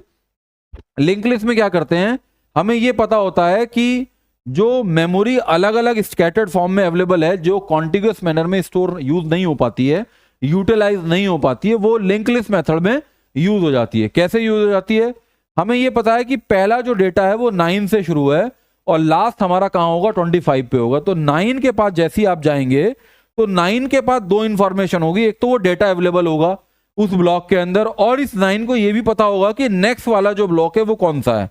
फिर वो नेक्स्ट वाला ब्लॉक बता रहा है 5 है, तो 5 के पास भी 2 इंफॉर्मेशन होगी, एक तो अपनी इंफॉर्मेशन ब्लॉक में जो डेटा स्टोर है फाइल के अंदर, और वो ये भी पता होगा कि नेक्स्ट कहां पे है, ये भी पता होगा नेक्स्ट कहां है, ये भी पता होगा नेक्स्ट कहां है, और जो लास्ट होगा, जो एंड होगा, वो एंड कैसे डिटरमाइन होगा, जैसे कि लिंक लिस्ट में होता है कि लास्ट के पास जो नेक्स्ट जो एड्रेस होगा, जो एक पॉइंटर आप मेंटेन करेंगे, उसमें पॉइंटर में किसी का एड्रेस नहीं होगा, नल वैल्यू होगी। नल वैल्यू बताने के लिए कि ये सपोज ये जीप नाम की जो फाइल है, जो 9 से शुरू हुआ उसका जो एंड है block that is 25। This is just this type of figure this is, ठीक है, दिस इज द डिस्क जिसमें ब्लॉक अवेलेबल है। तो वो जो प्रॉब्लम थी कॉन्टिग्यूअस में, एक प्रॉब्लम थी फाइल का साइज नहीं बढ़ा सकते, यहां तो कोई भी साइज बढ़ा सकते हो फाइल का। आप बस आगे जो है जहां जहां पे ब्लॉक्स अवेलेबल हैं, एम्प्टी हैं, उस ब्लॉक के अंदर आप डेटा को स्टोर कर सकते हैं, साइज बढ़ा सकते हैं। लेकिन इसमें आप डायरेक्ट एक्सेस नहीं कर सकते। अगर आप सोचो मैं 9 के बाद सीधे इसे एक्सेस कर लूं, ये एक्सेस नहीं कर पाओगे। 9 के बाद आपको यहीं जाना पड़ेगा, यहां से यहां जाना पड़ेगा। वही प्रॉपर्टी है जो एक लिंक लिस्ट की प्रॉपर्टी होती है। पढ़ लेते हैं एक बार। In this scheme each file is a link list of disk blocks which need not to be contiguous, जो कॉन्टिग्यूअस होने की जरूरत नहीं है। The disk block can be scattered anywhere in the disk, ठीक है, जो यही तो प्रॉब्लम सॉल्व की। कॉन्टिग्यूअस में जो स्कैटर्ड मैनर में अवेलेबिलिटी है, वो स्कैटर्ड मैनर की जो अवेलेबिलिटी जो कॉन्टिग्यूअस एलोकेशन में यूज नहीं हो पाती, अवेलेबिलिटी ऑफ जो ब्लॉक्स है वो जो यूज नहीं हो पाता कॉन्टिग्यूअस मैनर में, उसे हम यूज कर पाते हैं इस मेथड के अंदर, that is known as linked list allocation. The directory entry contains a pointer to the starting at the ending of the file. ये डायरेक्टरी है जिसके अंदर कोई फाइल कहां से शुरू होती है और कहां पे खत्म होती है, वो एंट्री होती है। Each block contains a pointer to the next block. जो ब्लॉक होता है वो पॉइंटर कंटेन करता है नेक्स्ट वाले ब्लॉक को ऑक्यूपाइड बाय द फाइल, जो फाइल ने ऑक्यूपाइड किया हुआ है। The file jeep in the following image shows how the blocks are randomly distributed. ये जो फाइल है इसके बारे में बात कर रहे हैं। The last block 25 contains 1 indicating a null pointer. जो लास्ट ब्लॉक है वो क्या कंटेन कर रहा है, indicating null pointer and does not point to another. यानी कि इसे ऐसे कह रहे हैं कि ये 1 का मतलब यहां पे है कि दिस इज दी, इसे ऐसे कर सकते हैं -1 बोल रहा है, -1 लिखा है तो -1 किस लिए है, नल को रिप्रेजेंट करने के लिए -1 कर लीजिए, या तो ये रिप्रेजेंट कर लीजिए, या फिर आप नल ही लिख लीजिए। ये सब रिप्रेजेंटेशन ऑफ नल है। Null means this block does not contain the address of another block, यानी कि this is the last block of this particular file. Advantages क्या क्या है, this is very flexible in terms of file size. Flexibility है इसके अंदर, contiguous में नहीं था, फाइल का साइज बढ़ा सकते हैं। File size can be increase easily since the system does not have to look for a continuous chunk of memory. उसे कंटिन्यूअस में ढूंढना ही नहीं है, जहां अवेलेबल है वो बढ़ जाएगा। This method does not suffer from external fragmentation, इसीलिए इसमें एक्सटर्नल फ्रेगमेंटेशन की प्रॉब्लम नहीं है, क्योंकि जहां पे भी अवेलेबिलिटी होगी उसे यूज किया जा सकता है, तो एक्सटर्नल की प्रॉब्लम नहीं है। This makes it relatively better in terms of memory utilization. It is better than that contiguous. Disadvantage क्या है? Because the file blocks are distributed randomly on the disk, a large number of seeks are needed to access the every block individually. ये बहुत बड़ी problem है। Contiguous में एक benefit आपके पास था, वहां सीक टाइम कम था। यहाँ पे क्योंकि आपको ढूंढना पड़ेगा, पहले एक ब्लॉक पे आएंगे, फिर दूसरे ब्लॉक पे जाएंगे, टाइम लगा, तीसरे पे जाएंगे, टाइम लगा, ढूंढना पड़ा, चौथा, पांचवा, ये आपको सीक टाइम इसके अंदर इंक्रीज हो जाएगा। This makes linked allocation slower हो जाएगा। It does not support random और डायरेक्ट एक्सेस भी नहीं हो सकता, ये सीक्वेंशियली होगा क्योंकि लिंक लिस्ट है।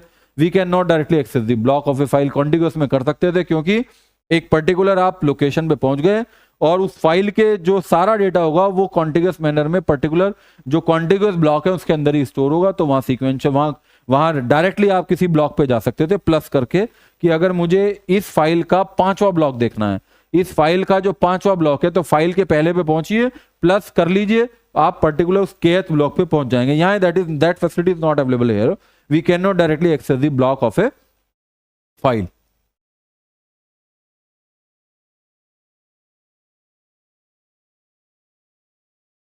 ए block of a block k of file can be accessed by traversing k blocks.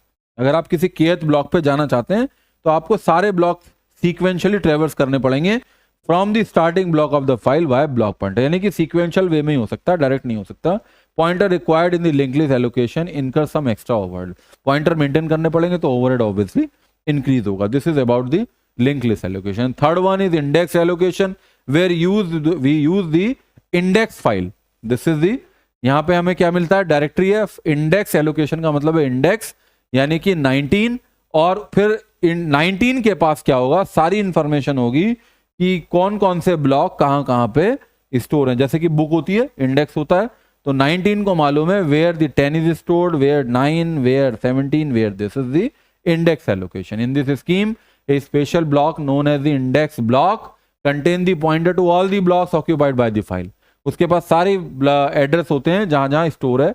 Each file has its own index block. The ith entry in the index block contain the disk address of the ith file block. The directory entry contain the address of the index block as shown in the image. This image जैसे ये show किया है, jeep क्या है, jeep का index है 19 पे जाएंगे तो you will get the complete file और stored at different block of the disk. Advantages क्या है? This support direct access to the block occupied by the file, direct access कर सकते हैं, therefore provides fast access of the file block. It overcome the problem of external fragmentation की problem तो इसमें भी नहीं है, पिछले वाले में भी थी, कॉन्टिगुअस में थी। डिसएडवांटेज क्या है? द पॉइंटर ओवरहेड बढ़ जाता है for index allocation is greater than link list.